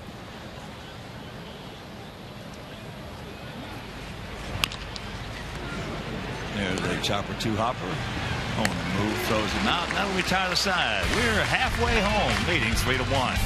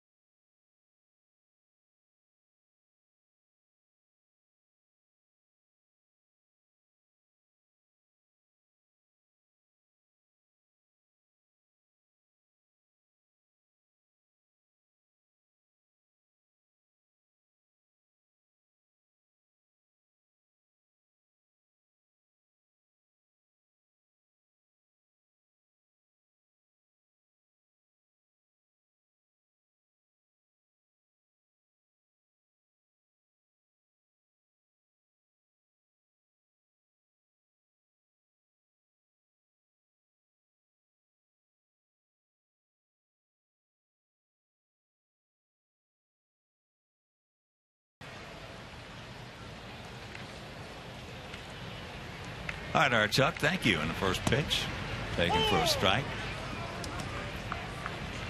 Sierra struck out his first trip.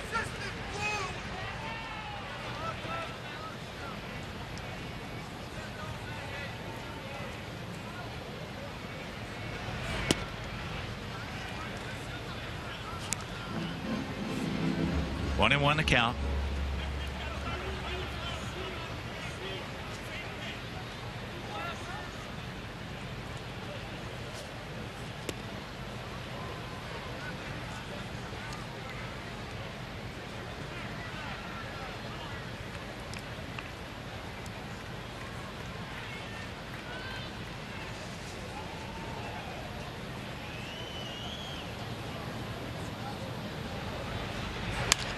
That ball hit deep into right field. On the track. Ryan Rayburn makes the catch.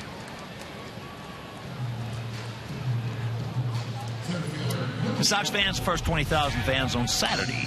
Saturday, June 14th, will receive a White Sox cap presented by the Private Bank. The Private Bank we solve for X. So, WhiteSox.com or 866 Sox game.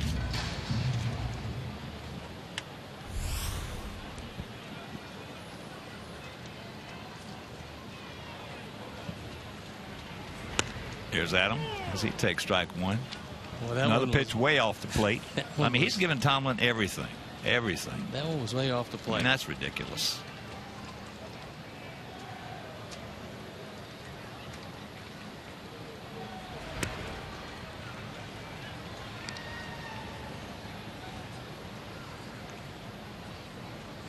That is absolutely ridiculous.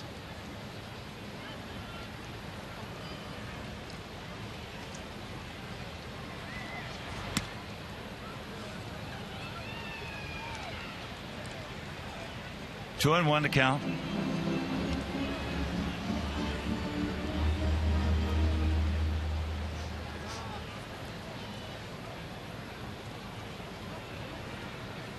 Umpire's going to miss some because you're going to see 300 pitches close to it every game.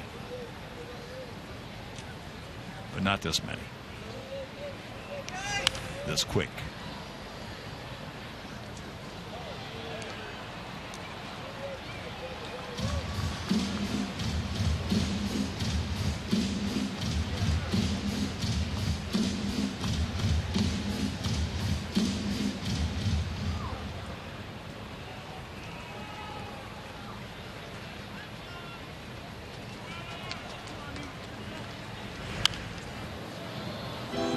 Going to be swinging at it. We talked about the Sierra at bat. Same thing here. First pitch sets up the whole at bat for the hitter. Well, knows defense, defense, defense. Give it outside. You got to go get it. Yeah.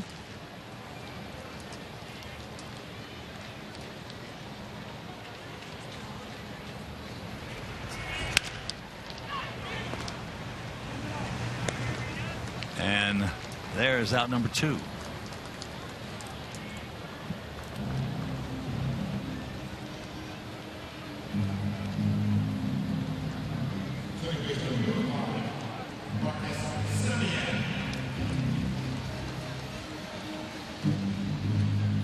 There's Marcus.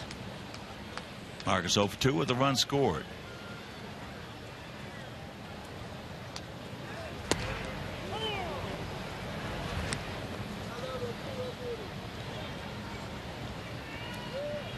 Oh, and 1 to count.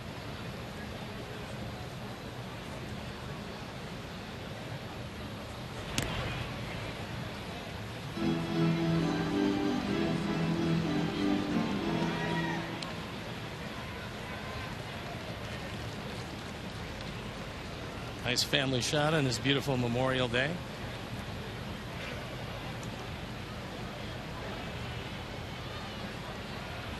Three, 3 and 1 for us. 1, 4 and 1 for them.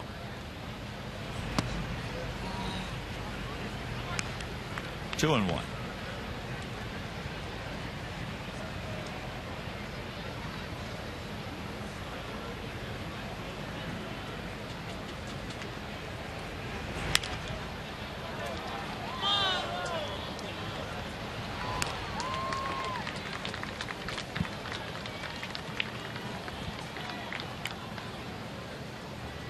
It's a young lady with a souvenir. Very happy about it.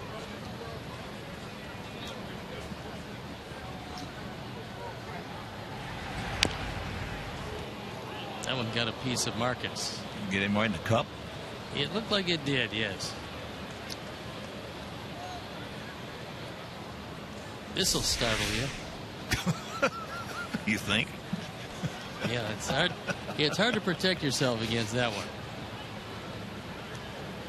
Oh. Yeah, when you can't use any ethyl chloride, you're in trouble. Nope. Yeah, and Hermes certainly got something to help him there. Well, the only thing you can do right there is try to burp him. Pat him on the back, burp him.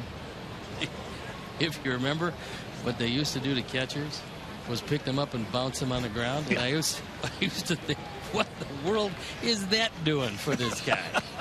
That's what they used to do for all you youngsters out there. He can hardly see, and now you're going to drop him on the ground on top of it. You know Robin's going to have a one-liner to him. Yeah, that was a quick consultation by Hermie.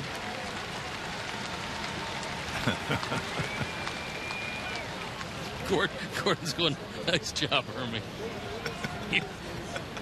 I think he's fixed now. I'd forgotten all about that, but that's Remember? exactly. Oh yeah, pick them up and bounce them, drop them right on their back. Fun dropping them. You never figure that one out.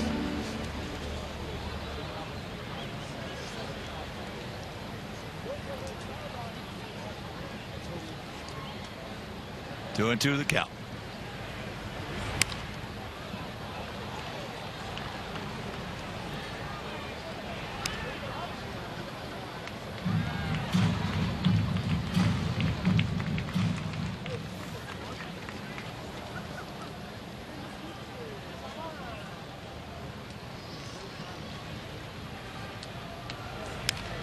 I'll tell you, it wasn't but about 15, 20 years ago. Up until that time, I had never seen a guy hit one, foul one off the ground and hit him in the cup. Now we've seen it. It's not uncommon now. Just about every body part you can imagine, we see foul balls. Change up finally gets him. 1-2-3 inning, and we'll go to the sixth, leading by 2.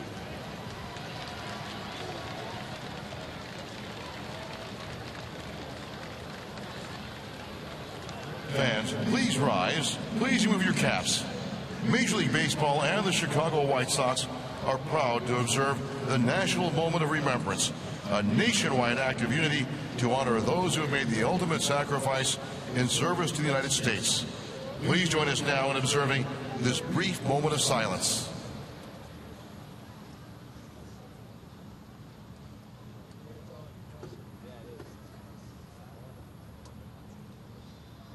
Thank you, ladies and gentlemen.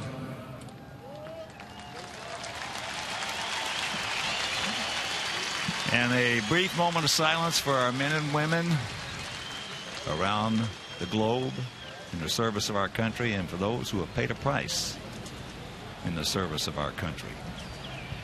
On this Memorial Day, please make it a reflective one and a safe one.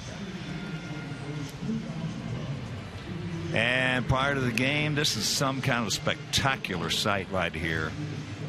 The Eagle Challenger.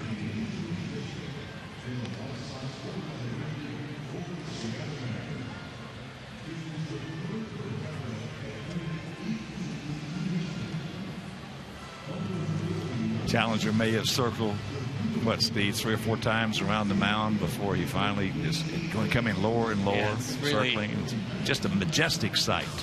What a wonderful sight. Yeah, it is. As we lead it 3-1, a 3-run homer by Viciedo.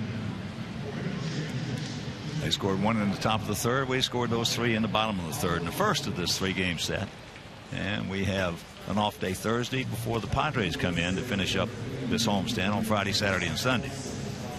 Time now for our Lowe's Never Stop Improving statistic. And it's looking at the career of Michael Brantley. As you can see, he just keeps getting better and better with each passing year. 6th in the American League in runs batted in this year. He's on a pace to drive in 120 as we're just about a third of the way through the season. And Michael's doing it off some good pitching, too. He's not one of these guys who's getting it off mop-up guys. He's starting on and hitting in that 3-hole most of the time, and he is absolutely getting better and better and better. You can see it coming 2 years ago. And gone are the days where you even think about platooning him. He's in this lineup every day. And the big advantage is that he can play center field and play it very well. Well, he's the best hitter in this lineup. There's no question about that.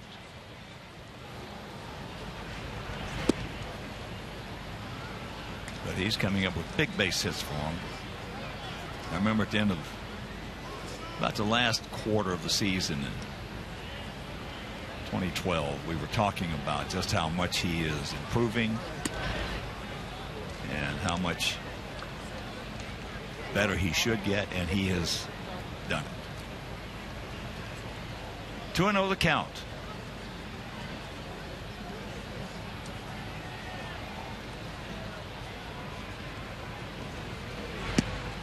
Even though he was not the premier player in the deal that sent Matt Laporta from Milwaukee to Cleveland, Milwaukee wanted to give them another player, and Mark Shapiro held out for Michael Brantley as the second player in the deal, and that's the one that turned into gold. So you didn't want to do that. There's the leadoff walk. And last year when they were making their run in September, Brantley hit .345. But he's on first, and that'll bring up Cabrera. The only other leadoff walk turned into the only run they scored in the third inning. And by the way, both those pitches were strikes for Tomlin. Jake Petrichka listening up in the bullpen.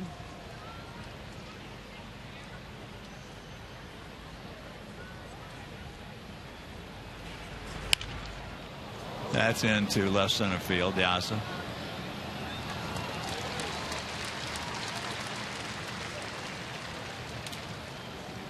So 1 out.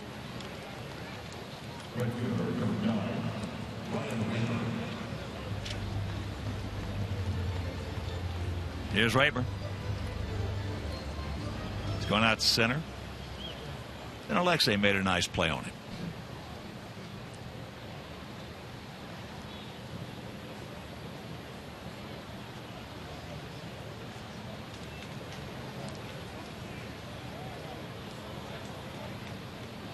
There he goes. Going on first move. Good jump. No chance. You take a gamble when you go on first move. If he throws behind you, you just have to try to outrun the throw. And there's an art to doing this. And the art is if he does go behind you, because there's no way to get you at second. But if he goes behind you with a pickoff throw, depending on which hand first baseman throws with, that's the angle you run to second base. And you hope to have him try to throw it over your head or hit you in the back with the throw.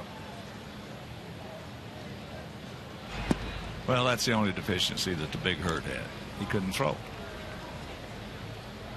Just that simple. Well, the Dodgers had a guy very similar, Steve Garvey, who hurt his arm early in his career as a third baseman, went to first base, could not throw. But there were some guys who stole on. They didn't steal on the pitcher, the catcher. There's a shot, what new by Rayburn. So the leadoff walk. There's the throw. He gone. Beautiful throw by Sierra. Yes.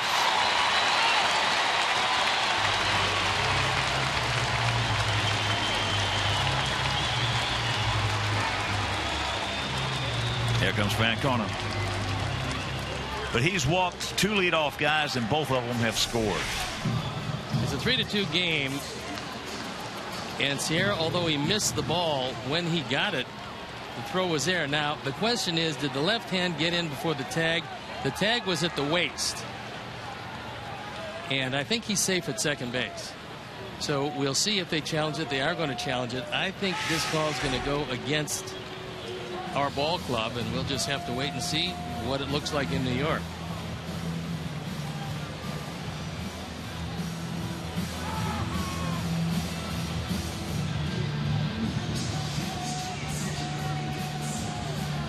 It's RBI number 12, and we will take another look at this, and we will show you that the tag being on the waist allowed the left hand to get in ahead of that tag. So right here, you see the tag. It's not on him yet. You see the hand. The hand is on the bag. And then the tag catches him above the left knee.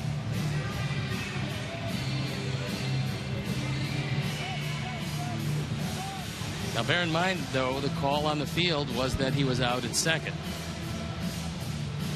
And they have to see conclusive proof to overturn it.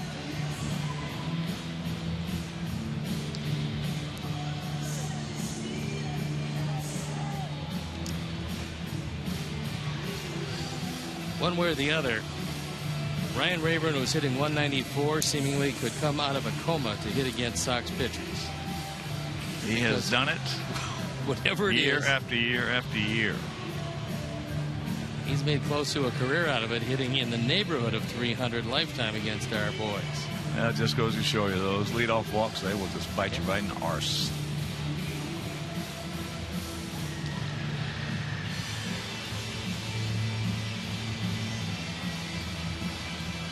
That's a close play as far as The umpire at second, Lance Barrett, had only because of the fact he just couldn't quite see when the tag was. But what a throw by Sierra, regardless. He got the ball there. He has, wow, a cannon out there.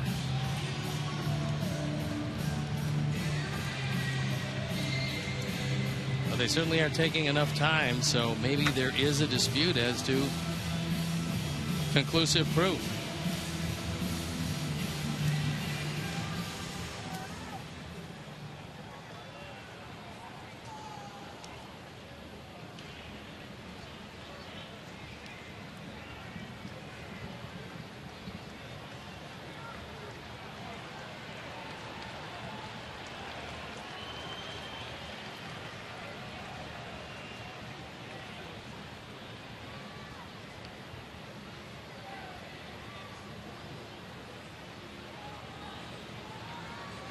Still no decision yet.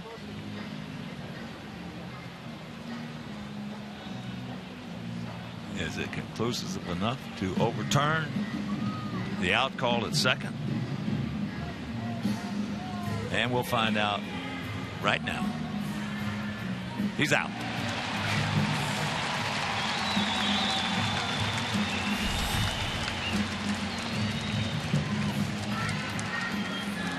Beautiful throw by Sierra, whether it was out or not. Moises has a big arm, has always had it since he's come into pro ball.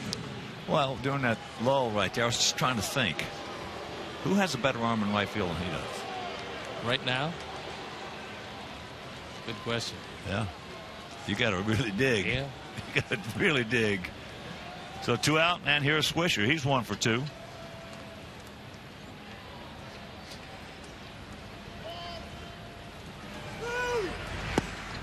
Takes breaking ball strike.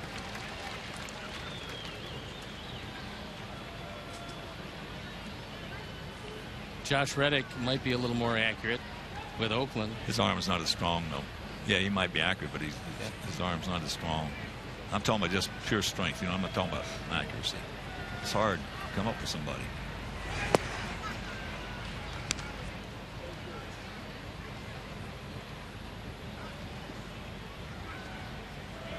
Yeah, Reddick is. There's the strike. Reddick is good out there in right field. Gold Glove winner. They got a really good throwing outfield all the way. Oh, you around. better. They got the best probably throwing outfield in the baseball.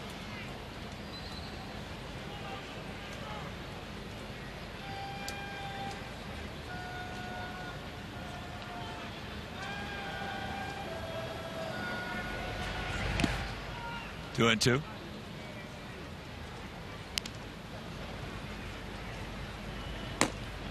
Pen is up and going, and it's Josh Outman. He came over from Colorado, and with the philosophy you can never have too many left-handers in your pen, he's done a nice job. Here's pitch number 106.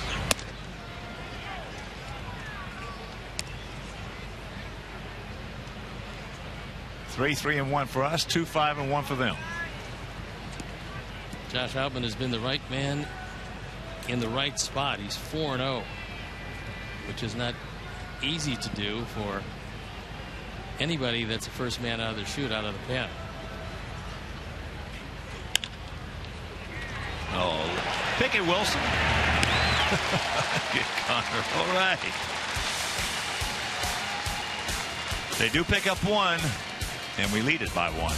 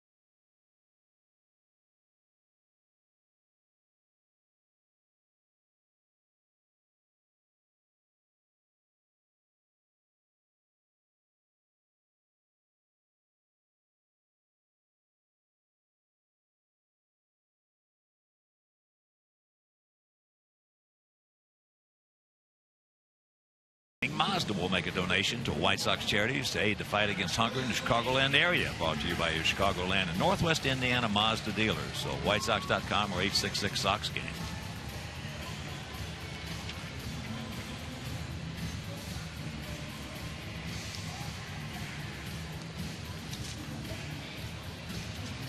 It's a 3-2 Sox lead.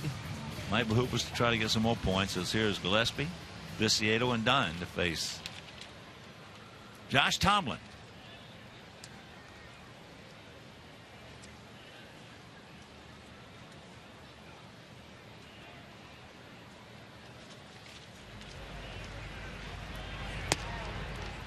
First pitch ball. Gillespie has double, singled, and scored.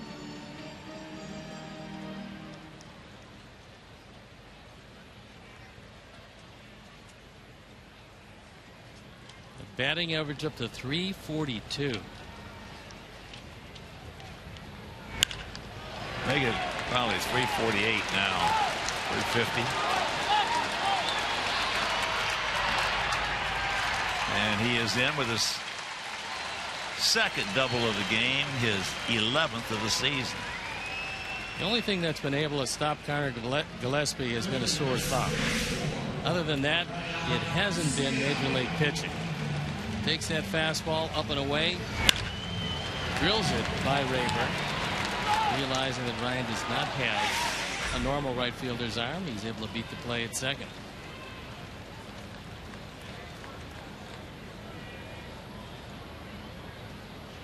So here's Tank. That 3-run homer got a hanger and hit it out of here.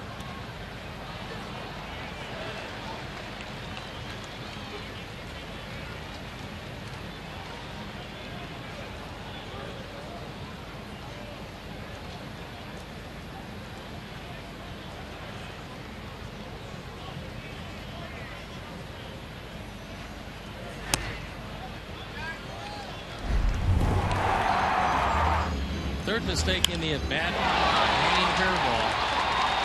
Brings in the home run number 5. RBIs 18, 19, and 20 this year.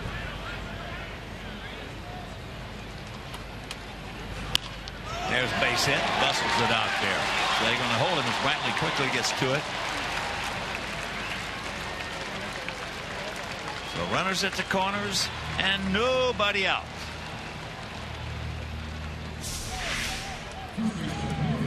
Viciedo gets a fastball inside, and that's going to be it, I do believe, for Tomlin. He's at Outman loosening up in the bullpen. You got the big man, Adam Dunn, coming up next. And Terry is taking that long, slow walk to the mound at pitch number 100. That's going to be the last that Tomlin is going to throw. So as he steps out, so will we. He'll be back after these messages.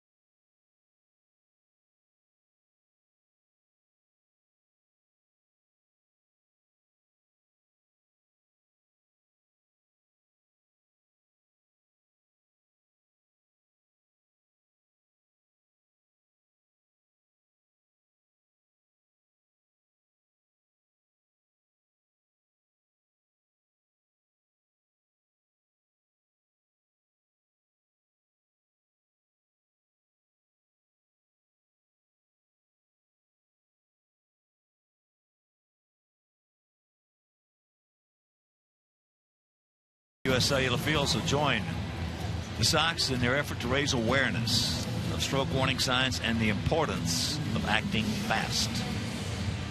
So purchase your tickets, WhiteSox.com/strikeoutstroke. With runners at the corners and nobody out, Josh Outman comes into this one. He's 4-0, the ERA .260 on for the 22nd time. Just 17 in the third innings as he's been used as a situational left-hander. 17 strikeouts, that's good, but his control is definitely sketchy. 12 walks in those 17-plus innings.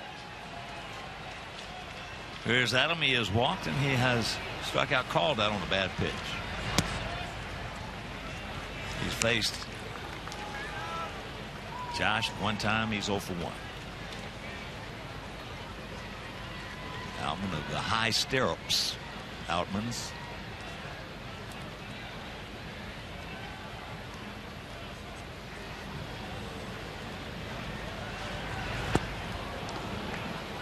That pitch at 81. And him way out front.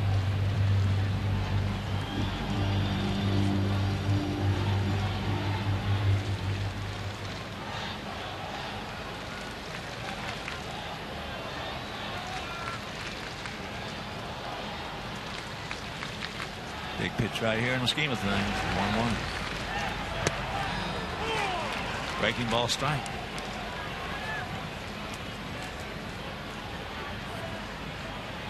Got the whole left side open. Virtually the whole left side. With the exception of maybe 11, 12 feet.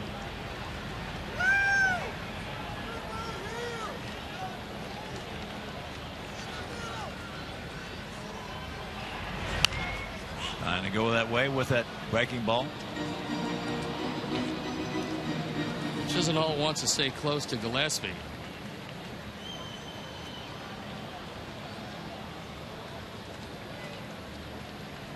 Trying, I guess, to shorten up his lead, which with a left-hander on the mound you're not going to do.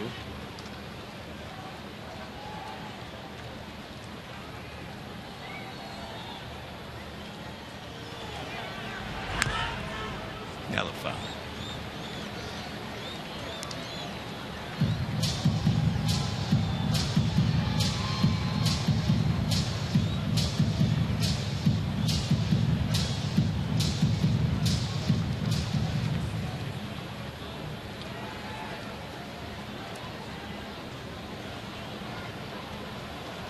Come on, Adam.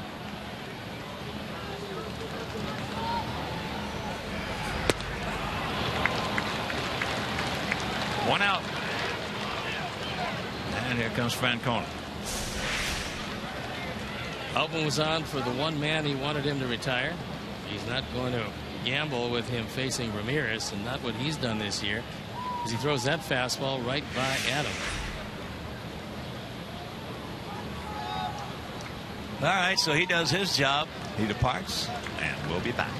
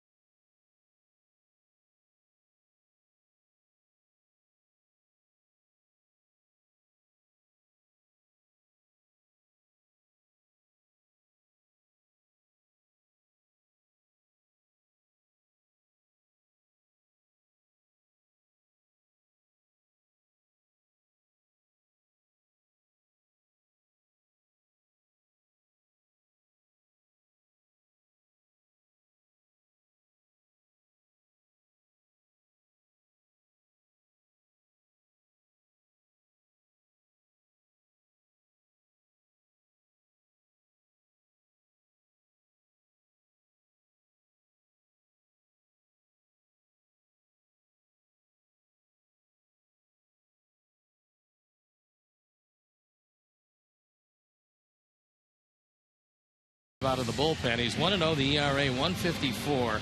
He's been asked to save a few games. He's 2 out of 3 in those situations, but only 16 hits and 23 1/3 with 19 Ks and 3 walks. As you can see, left-handers have hit him pretty well. Right-handers under 100.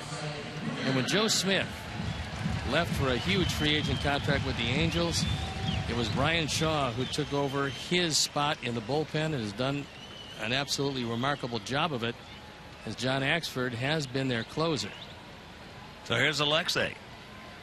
He's 0 for 2 twice. He's gone out to Brantley in left field. One he just missed. Shaw's had that opportunity to close, as Axford for a while was taken down as a closer. Way outside. All right. Right man, right time, right spot, right now, Alexei.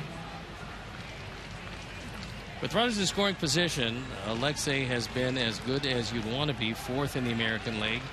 A robust .382 batting average.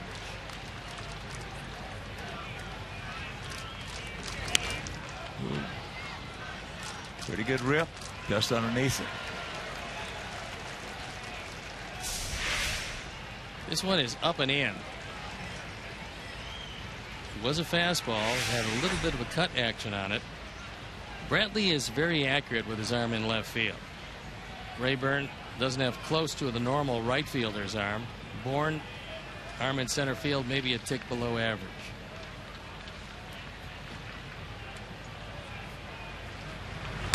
Way outside.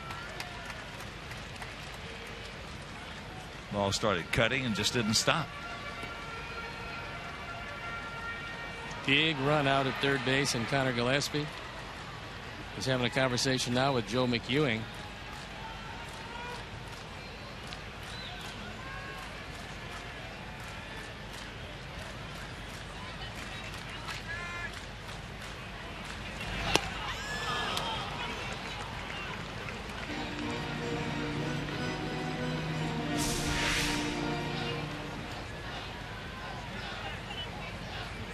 The breaking ball, late breaking, quick, and very effective.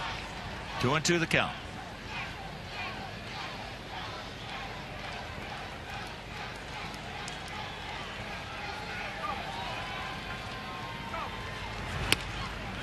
And it goes full.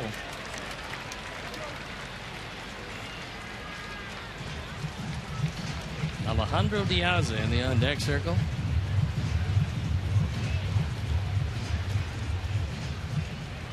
He's seen a called third twice.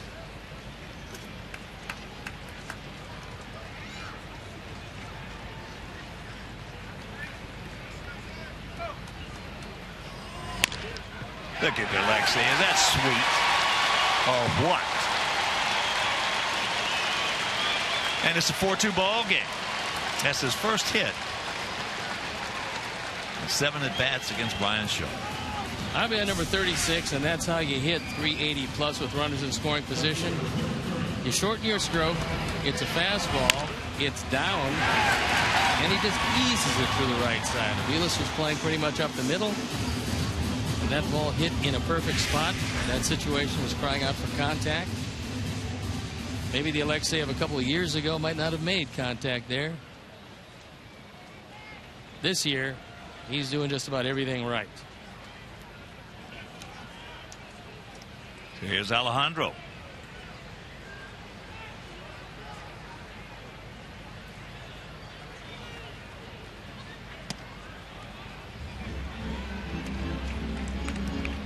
Takes ball 1.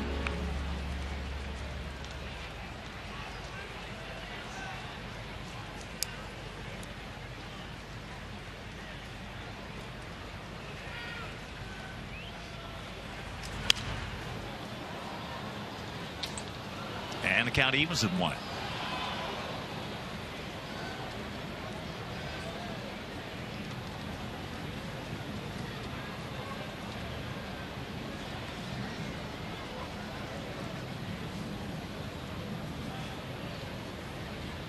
Let's have a little continuation hitting here, Alejandro.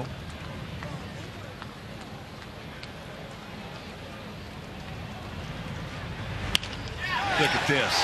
How sweet is that? So here comes Tank. And it's a 5-2 ball game with Alexei at third. Don't stop now, boys.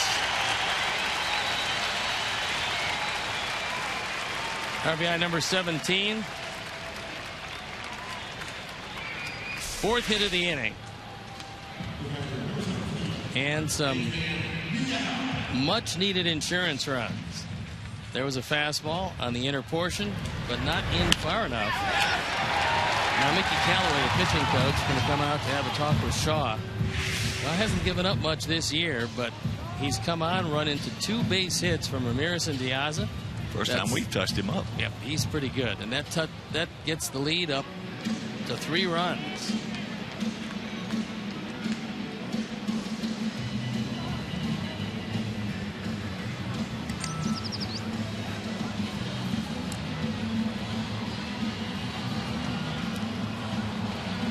With the fact that the limited action without the boot today for Brady, who taking those ground balls at first, would lead you to believe that he's starting to feel well enough to start at least seeing when he's going to return to this lineup.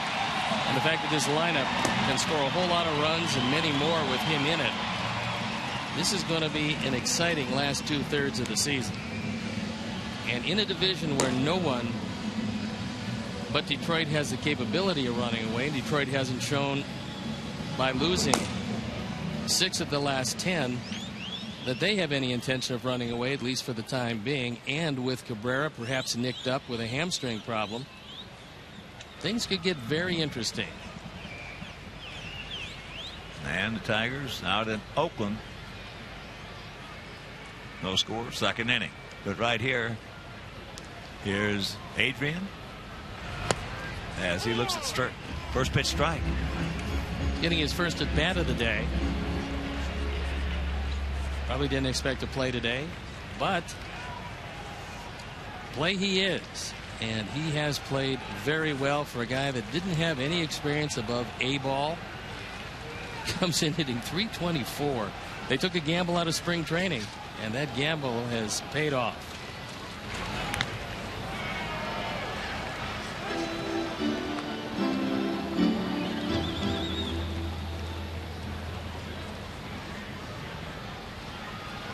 Adrian taking a long look down at Joe McEwing.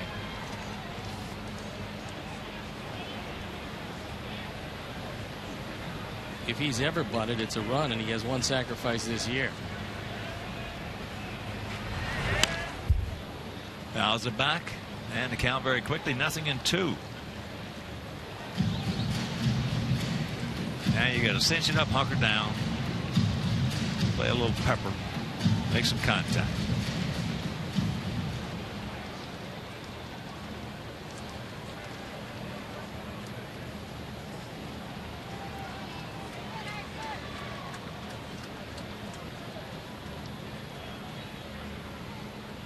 There he goes.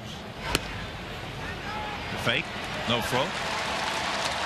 So that's the 6th stolen base for Alejandro. There's a situation where if you got perhaps Connor Gillespie at third, or you've got a guy that doesn't have big speed at third base, you might risk throwing through. But with our best base stealer and one of our fastest base runners, Alexei Ramirez at third, you don't even attempt to throw through. Now the infield comes in. Now we need some contact, Aiden. Breaking ball down and in, and that's out number 2.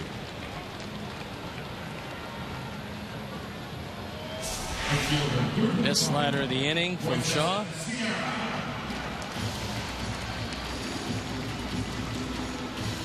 Turns into no contact. So here's Sierra, strikeout. And a deep drive to right, taking Ryan Rayburn back on the track.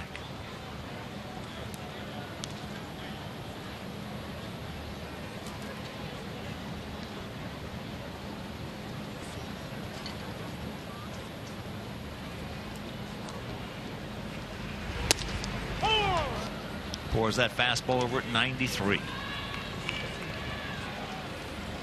Close the book on Tomlin. He went 5+, gave up 5 runs on 5 hits, a walk, and 7 strikeouts. But he is the pitcher of record on the downside. There's a chopper just fouled. 8 strikeouts. It ties a career high.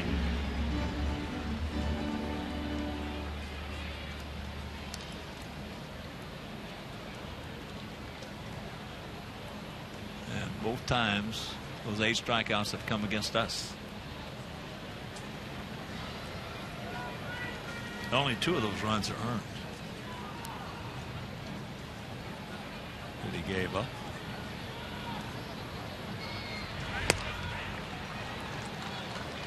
So we do come up with a pair, and that makes it 5-2. Good guy.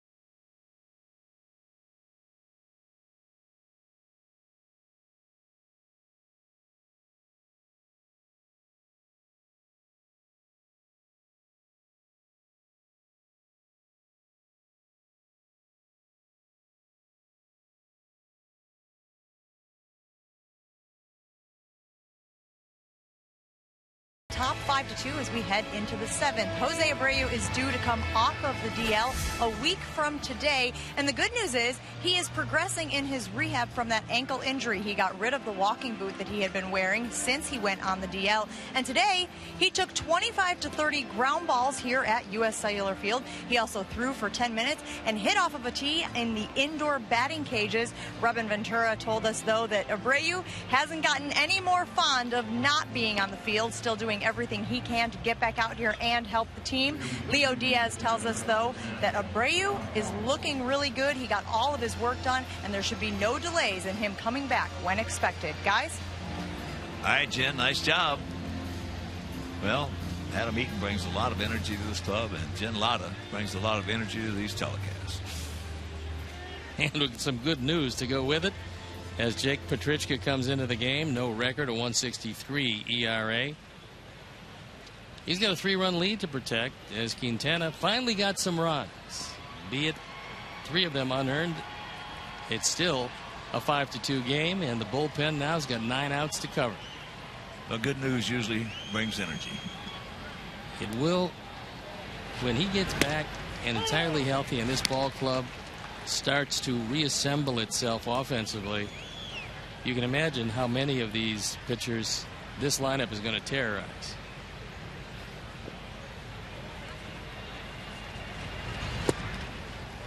John Gomes can't get it. John is 0 for 2, hit into a 6-4-3 double play and struck out.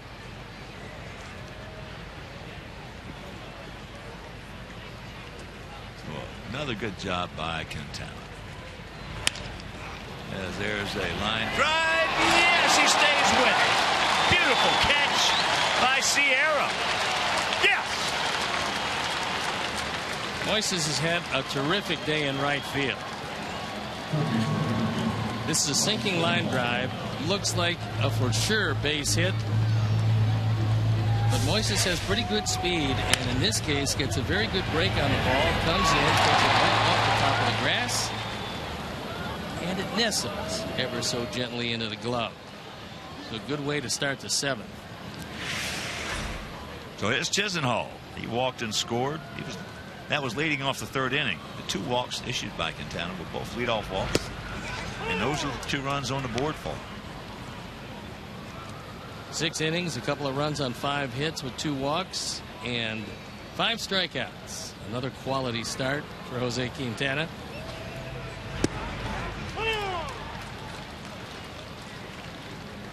Oh, 0-2 the count.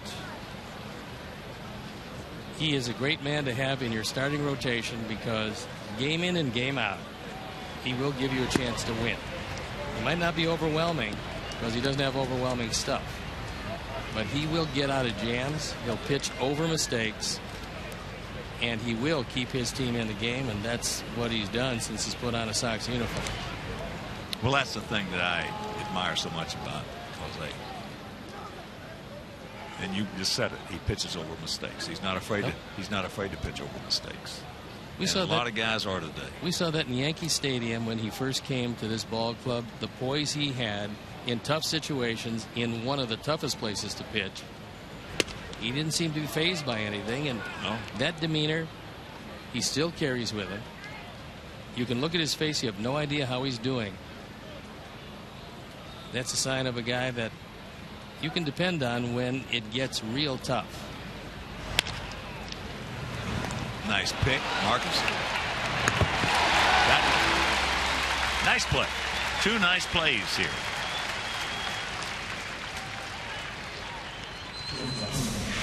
It certainly helps if your guys will pick the baseball. And that was a good effort. Chisenhall runs very well. And Marcus able to stay right with it. 2 hard hit outs, but outs nonetheless.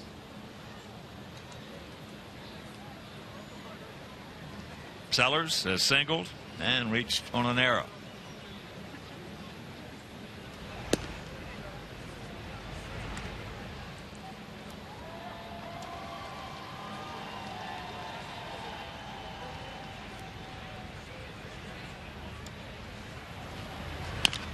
There's a chopper 2 hopper. So some good defense there. Meanwhile, 7th inning stretch, we lead it 5-2. And today, USAA would like to pay special recognition to all of our service members at home and abroad. Ladies and gentlemen, at Major League ballparks across America, the singing of God Bless America is performed in support of our country and our men and women stationed overseas. On this Memorial Day, please welcome United States Army vocalist Sergeant First Class Leanne Hinton for the singing of God Bless America. God bless America, land that I love. Stand beside her and guide her through the night with a light from above.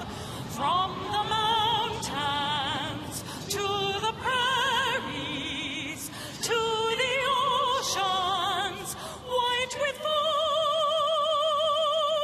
God bless America, my home, sweet home.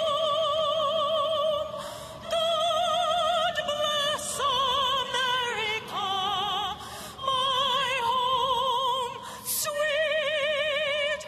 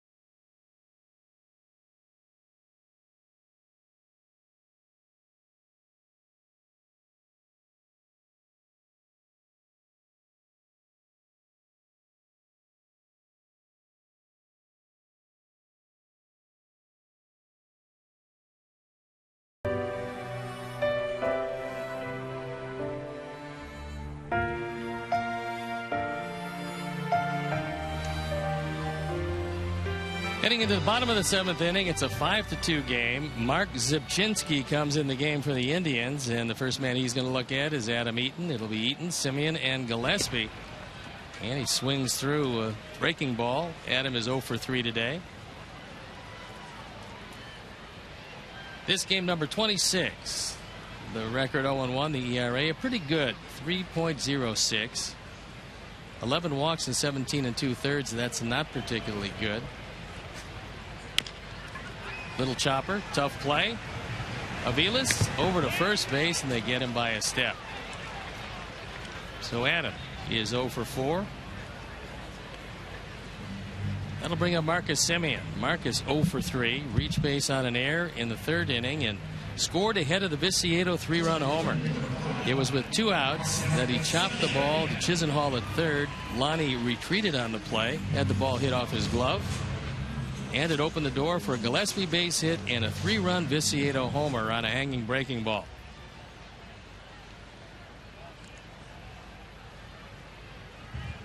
Outfield pretty much straight away.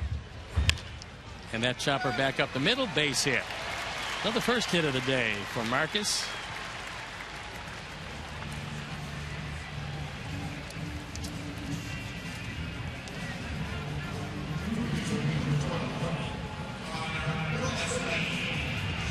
Zipchinski pitched in the postseason. That was when he was with the Cardinals in 2011 and 12.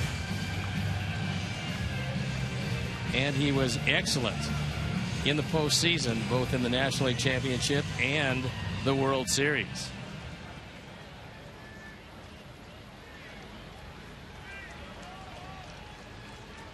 Connor Gillespie is 3 for 3.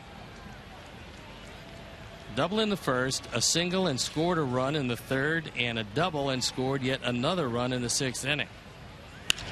Line drive, he's 4 for 4. That ball in the gap. Here comes Simeon. He's going to score. Connor Gillespie is going to coast into second base with a 2-base hit. His 3rd double of the day. It's RBI number 17. And Connor Gillespie will remember this Memorial Day with a great deal of fondness.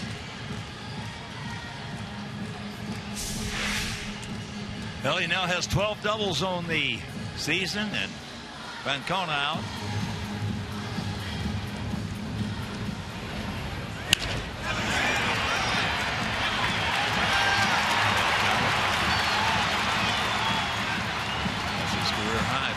But you know, the things we talked about Connor is he was over the hump.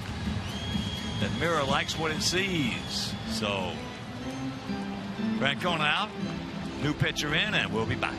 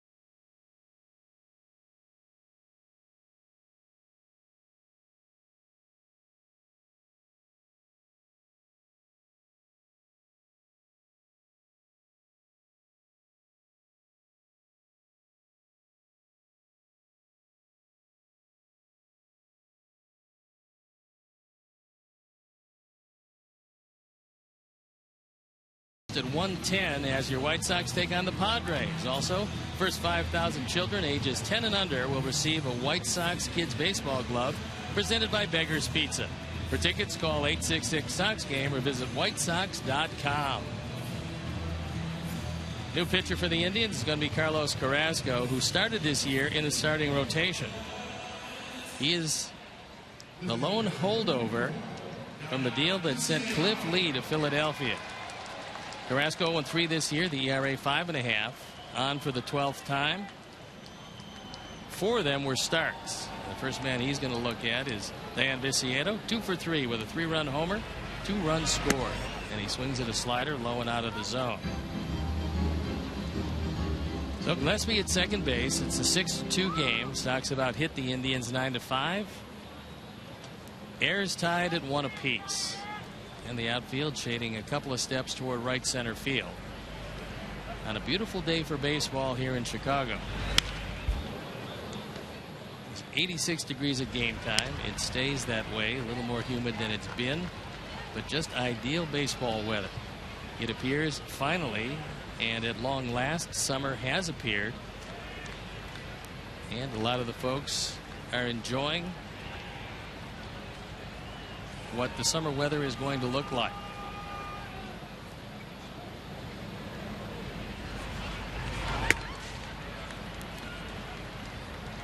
The count goes to 1-2.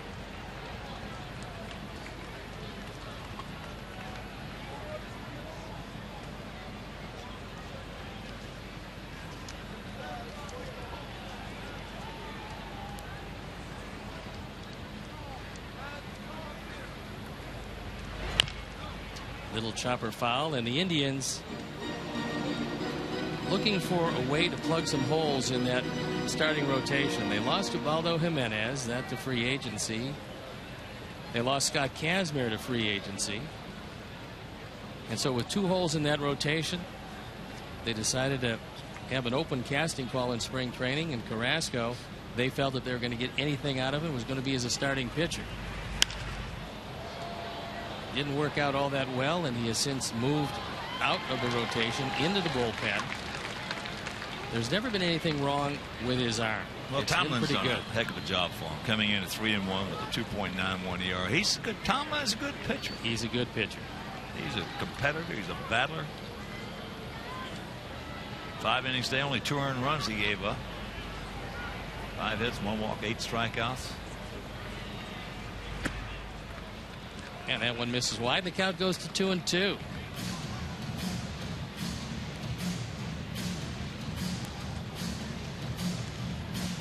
So the Sox continue the trend that we've seen all year, which is getting not only add-on runs but scoring late in the ball game. It was 2 in the 6th, 1 so far here in the 7th inning.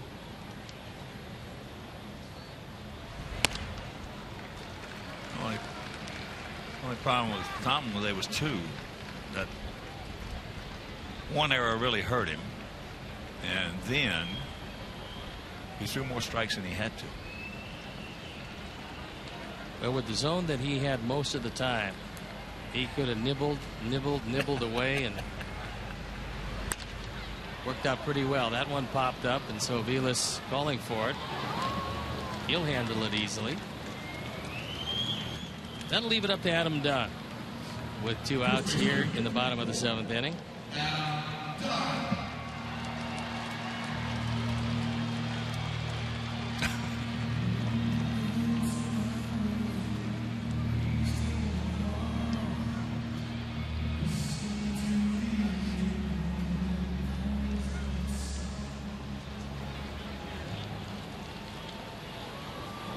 Adam 0 for 2 today. He walked the first time up in the 2nd.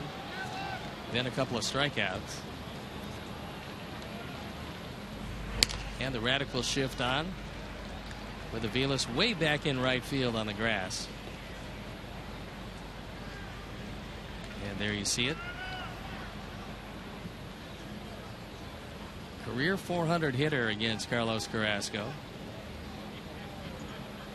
Pitchers certainly know about those things, and they usually pitch accordingly. That one right off of Gomes' mask. Yeah, that knocked him back a step or 2.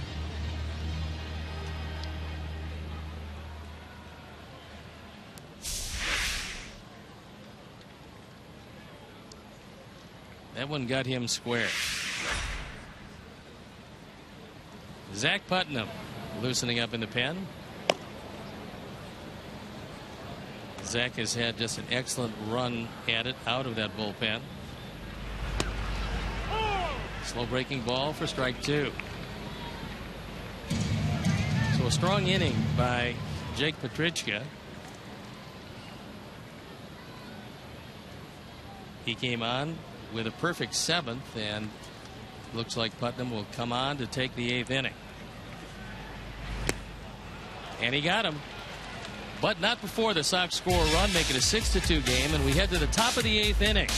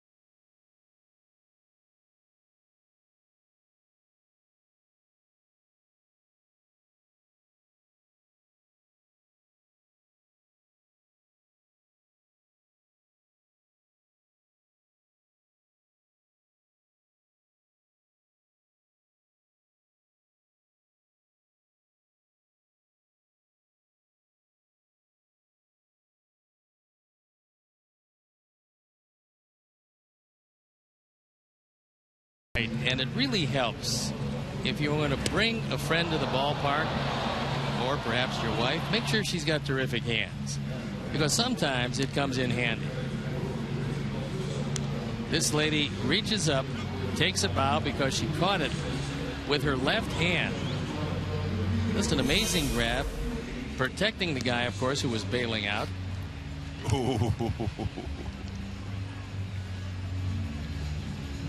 And all's well that ends well. She has a souvenir, and they've got a memory at the ballpark. So Zach Putnam comes into the game. And there is the folks sitting down right over the dugout, probably never dreaming that they would get a bat for a souvenir. Certainly not the way they got it. 6-2 good guys here in the top of the 8th. It'll be the top of the order for the Tribe. Bourne, Phillies, Brantley to face Zach. Bourne 0 for 3. He's grounded to first, struck out, and fouled out to Adam. Corners in close. And he takes a sinker strike. First of 3 with these guys.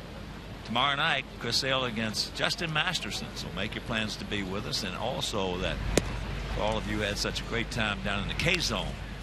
Chris was out there against the Yankees. They kept it expanded. So there'll be plenty of room out there for you. Seats are $20. You get a T-shirt, placard with a K on it. And that's what it looks like. Sale against Masterson, and then T.J. House against Hector Noese. Hector looking for his first win in quite some time. You have to think that would be a favorable matchup Wednesday night in the finale of the series. And then the off day Thursday. And if you can't make it tomorrow, that game will be over WCIU. And then if you can't make it on Wednesday, a game right back here on Comcast Sportsnet. And after the off day on Thursday, the Padres come to town. And skipper Bud Black, who was just a terrific guy. There's that little splitter way out in front of it. 1 out. Yeah, Bud Black, one of the nice guys in baseball. He came from Mike Scioscia's staff. They've lost a couple, but not many. They lost Joe Madden to his managerial job at Tampa Bay. They lost Bud Black to San Diego, his managerial job. Renicky. And Renicky to his managerial job in Milwaukee. Aviles can't get it. He's 1 for 3. Single back in the first inning. Struck out in the third. Grounded to short in the fifth. Just tuning in. They scored 1 in the top of the third. We had 3 in the bottom of the third. 3-run homer by Viciato. We had a 2 in the 6th and 1 in the 7th. They had their other run in the 6th.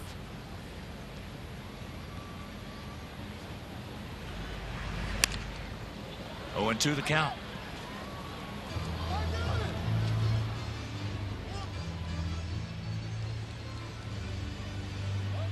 Young man trying to get off the disabled list. Got a broken left arm. Missing a tooth or two. Looks like a hockey player.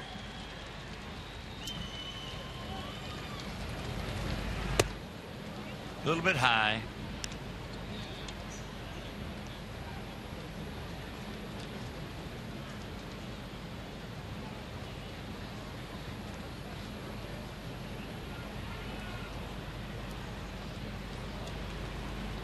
Pitch.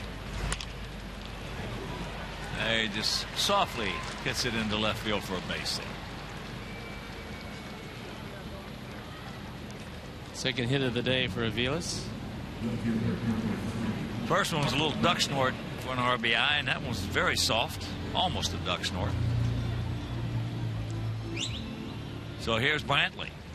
He's 1 for 2 with a walk, an RBI, a stolen base, and a run scored.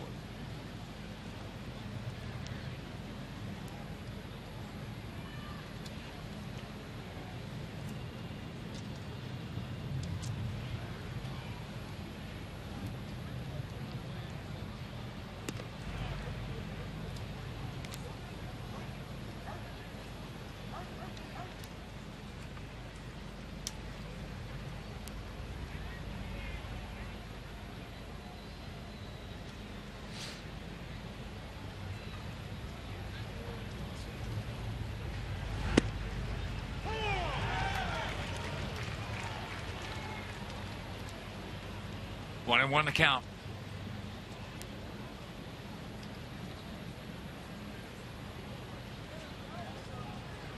Checking some other scores for you. Boston trying to break a 10-game losing streak down in Atlanta. They're tied at 6, bottom of the 6th. The game is rain delayed. That game has been delayed for at least an hour and a half, maybe longer. Atlanta was leading that game 6-1 at one point. As Scott Downs loosening in the pen. Texas beat Minnesota 7-2 at Target Field. Oakland 4, Detroit nothing. That's in the bottom of the third at the Coliseum. And there's a base hit by Brantley. What new? So he's 2 for 3. Meanwhile, 2 on, 1 out.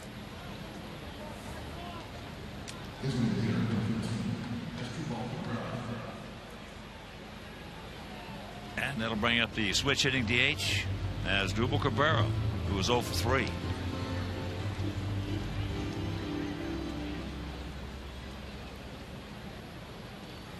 Here comes Don Cooper. He pops out of the dugout to word with Putnam. And a couple more finals. Pittsburgh beat the Mets 5-3 in New York. Miami now 27-25 beat the Nets. DC 3-2.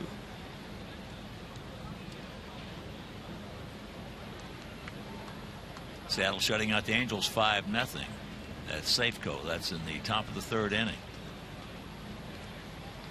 Cubs and the Giants tied at 1, bottom of the fourth at AT&T.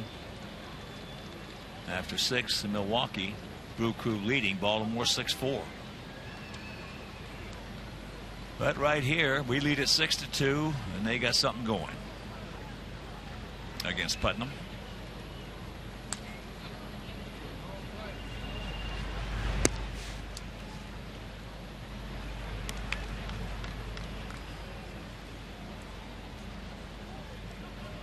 Rayburn on deck.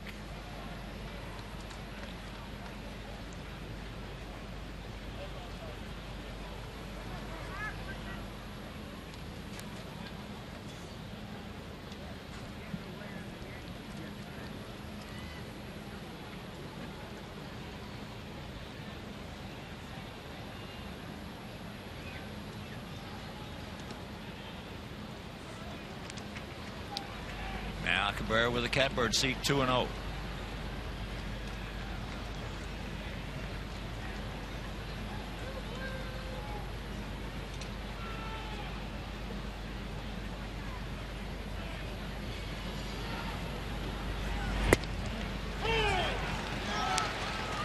Two and one.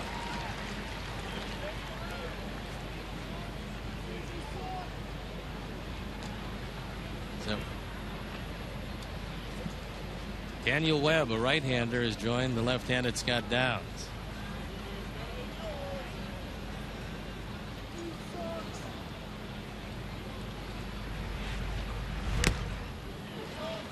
That evens the count at 2.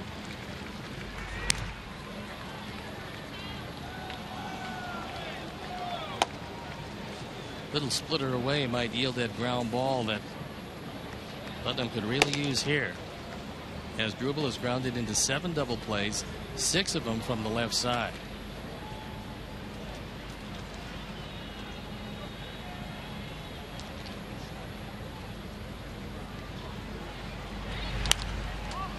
That's fouled back, and that's going to be in the seats.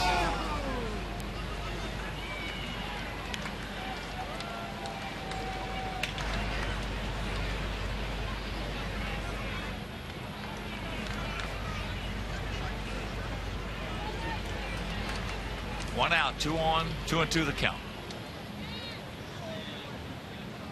Just one home run in the game if you're just joining us. A 3-run shot by Viciedo. That was his 5th. He now has 20 RBIs.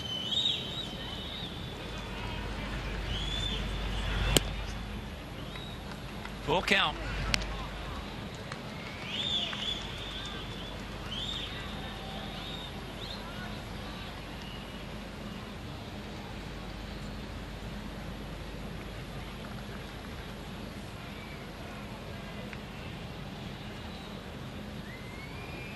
And the payoff pitch. He gone. 2 down. Zach went to his comfort pitch, and that's the splitter. Bottom drops out of that. And Cabrera, for the 2nd time this afternoon, goes down on strikes.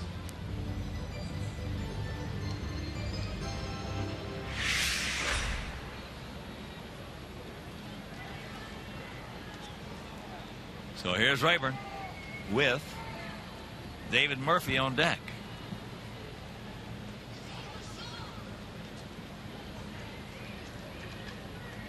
Rayburn 1 for 3 with an RBI.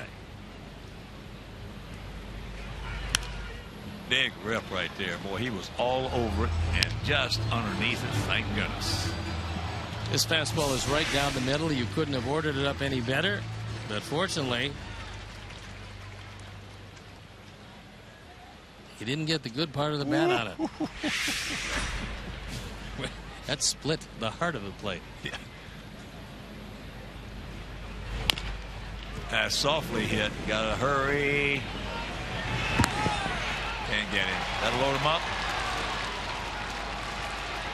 For Scott Downs to face Murphy.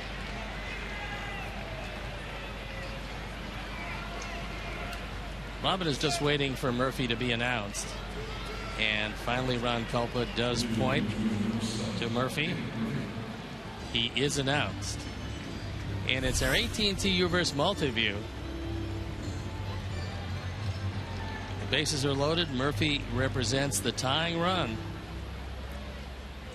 And as Robin walks out very slowly, he motions for Scott Downs to come into this one to try to nail down the last out in the 8th. So as Downs comes in, we'll step out and be back after these messages.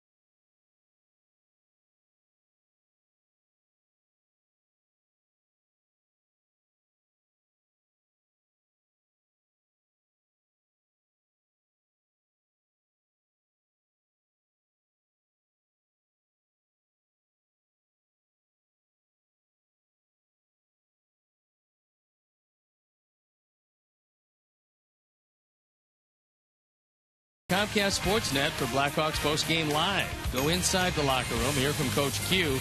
Get the breakdown on Game 4 of the Western Conference Final. It's Blackhawks postgame live right after the Blackhawks game.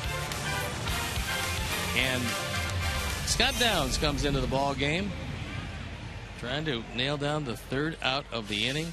He's got it 0-2, the ERA 6.11, on for the 26th time.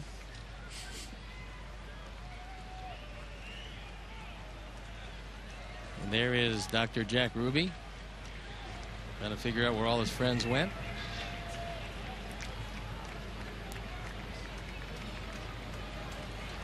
So here's Murphy, big addition to this ball club. Breaking ball strike. Murphy 5 homers. He's driven in 31 runs. Career with the bases loaded. He's been unbelievable, and this season 3 for 4. Well, he's just one of the most under the radar players. Coming off a very tough year with Texas, but the Indians knew that he'd be a very valuable man to have around. He's not afraid to get you a big base hit.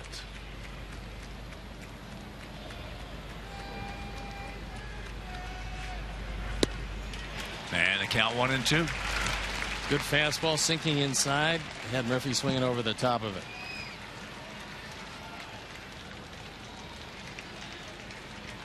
So the biggest at bat so far of the game for Cleveland. Right here.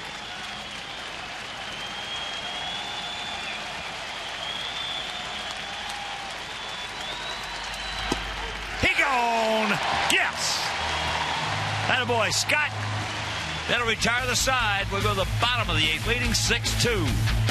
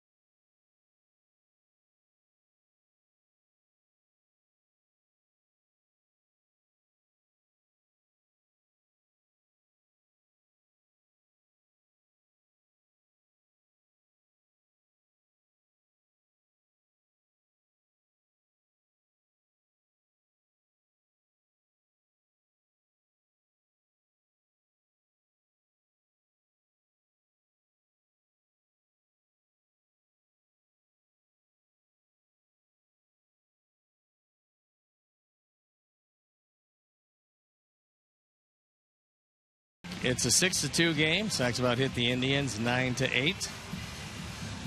And David Murphy stays in the game in right field. Ryan Rayburn moves into first base. Swisher was taken down for the pinch hitting Murphy. And a chance to look for an insurance run or two. Yeah, take him out of that grand slam range.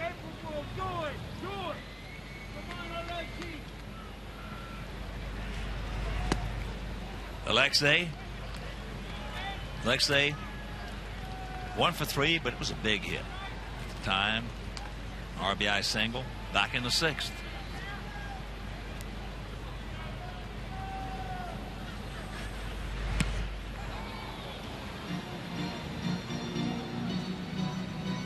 Oh, and 2 the count.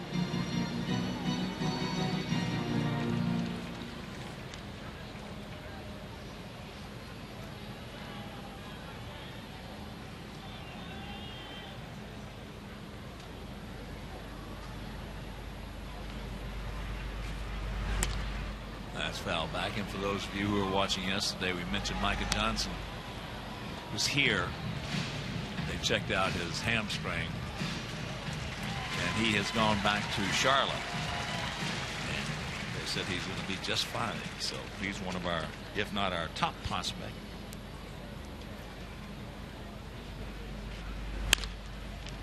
There's a little 2-hopper. Feeds, and that's out number 1.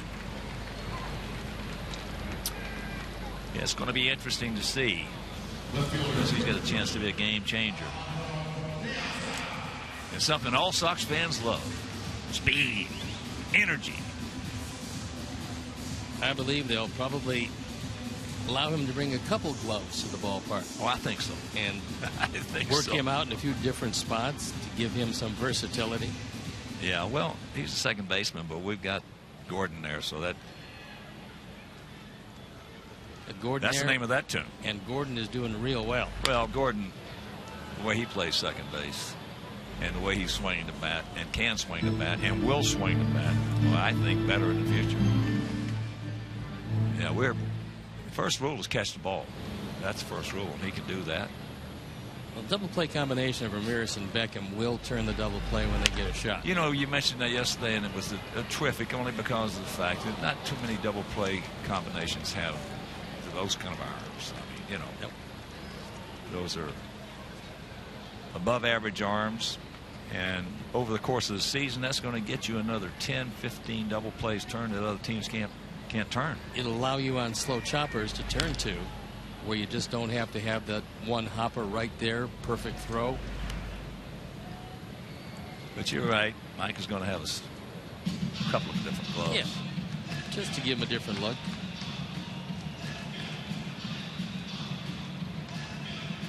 And then plug the big man into right field, Avisail Garcia.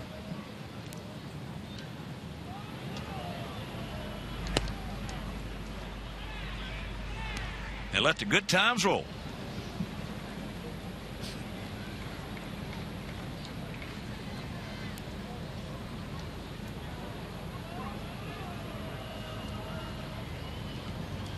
One-two pitch. Michael Bourne.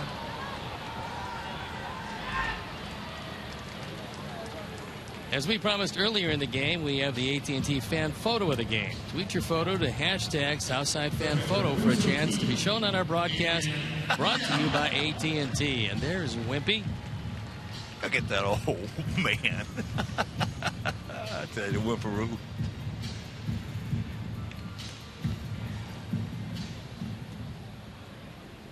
His mantra, I should say, is, it has been for many years, if you paid for it, it costs too much.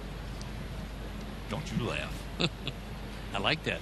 I know you love that. He's a man after my own heart. You love that.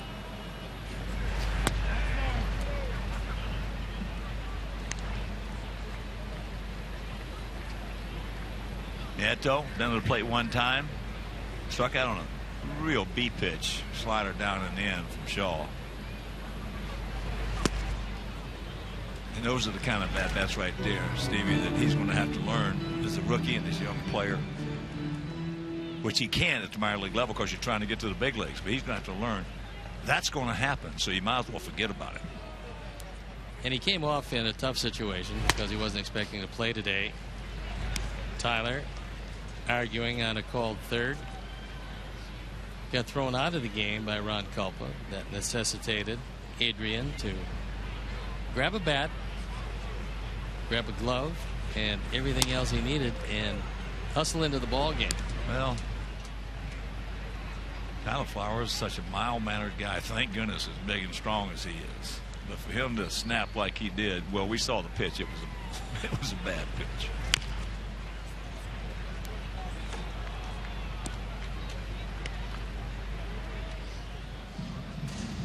Three balls, 2 strikes, 2 out here in the bottom of the 8th.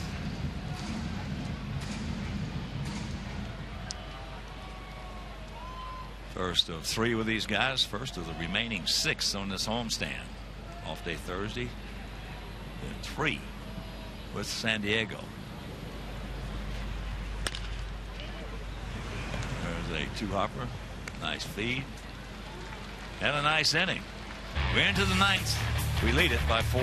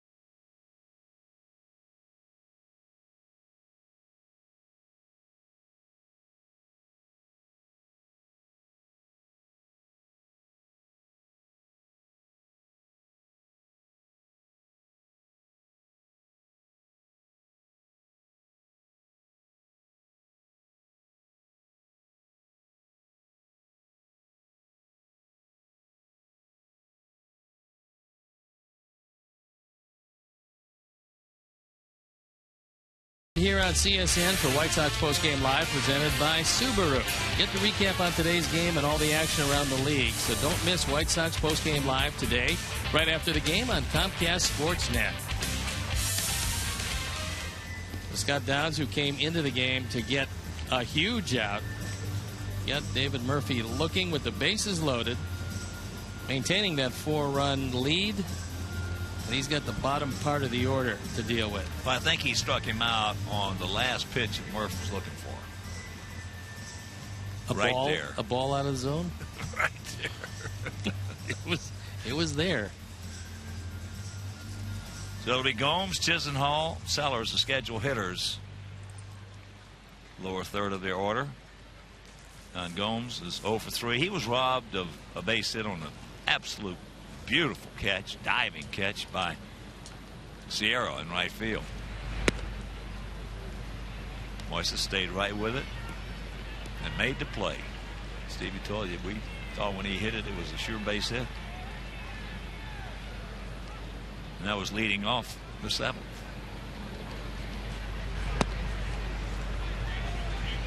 Two and 0 the count.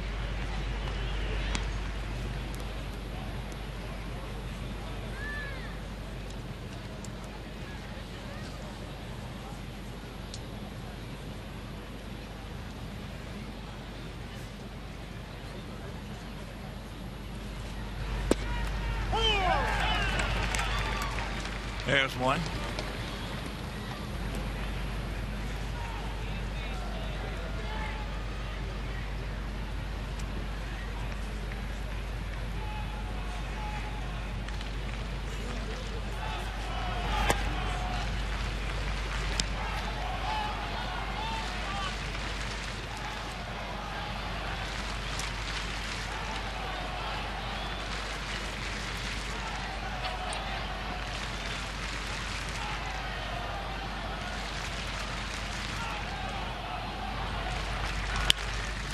That's high in the center field. That's kind of corner.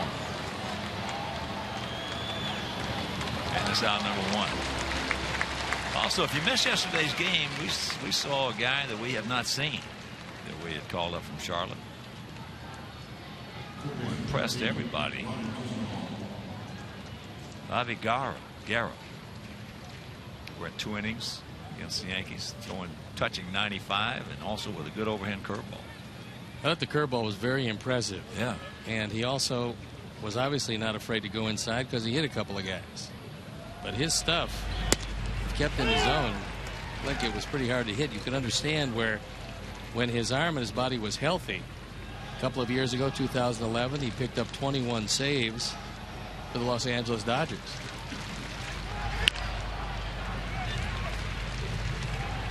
Yeah. My partner to say a curveball is impressive. It was impressive. It's pretty nice.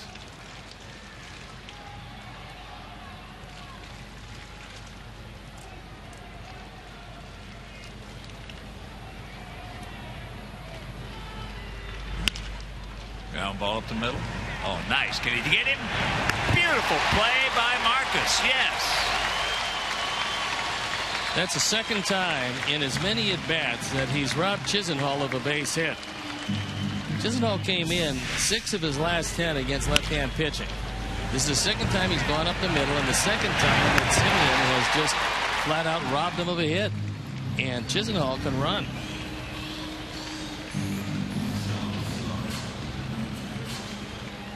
Boy, that was a beautiful play by Marcus. And here is Justin Sellers, who is 1 for 3.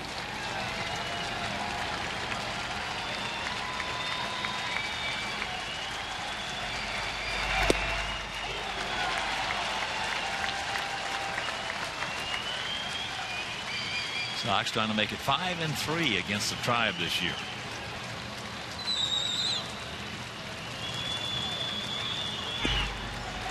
And the count 0-2. Yeah, Bo knows Mario and Stoney knows curveballs.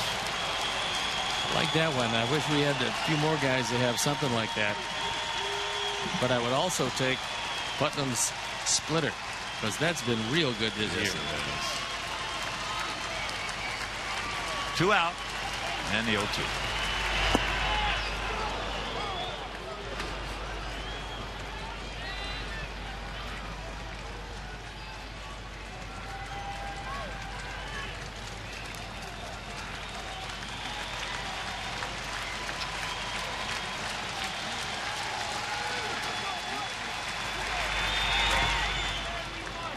Two and 2 the count.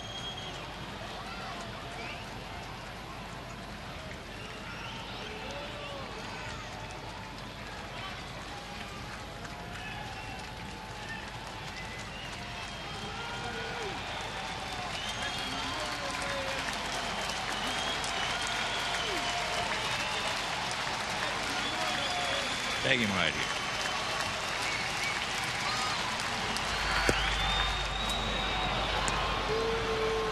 Oh, it's got no walks, buddy. Full count.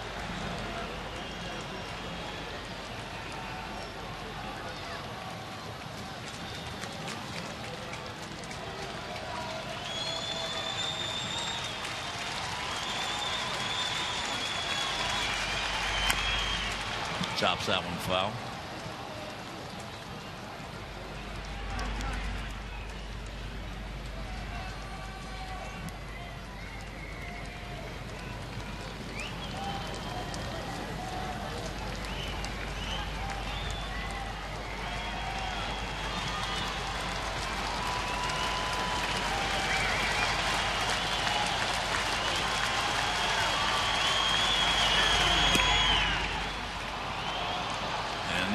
Ball 4.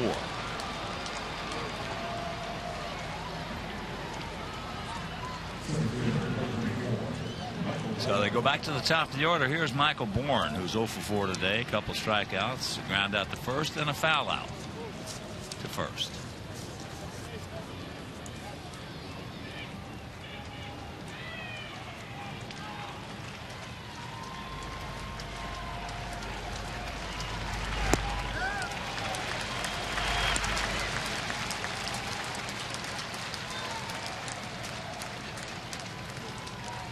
Mike Aviles in the on-deck circle, and the bullpen starting to stir. Don Cooper has made the call.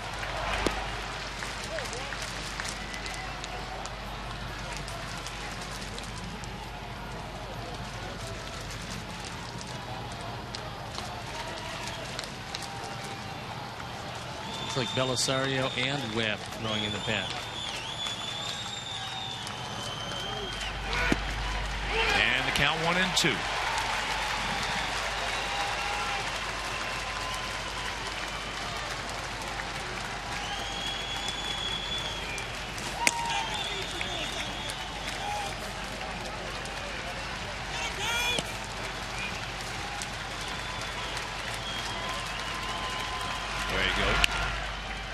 Soft comebacker, and this ball game is over. So the Sox now 3-2 on this homestand after splitting those 4 games with the Yankees. We took the first 2 against New York. They took the second 2, and the first of this 3-game set against Cleveland. We moved to 5-3 on the year. And you know, Steve, Quintana once again. Well, it was pretty nice to see him get some runs, even though they were of the unearned variety, 3 of the 5.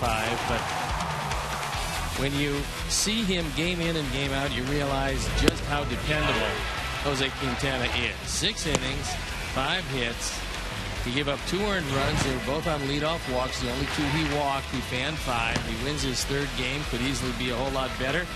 But he'll take the offensive support, and the ball club came back from just an overwhelming performance by Masahiro Tanaka, and went out today against another tough right-hander in Josh Tomlin and nicked him for 5 runs and 5 hits. So a good way to start the Cleveland series, a team that absolutely dominated the Sox last year.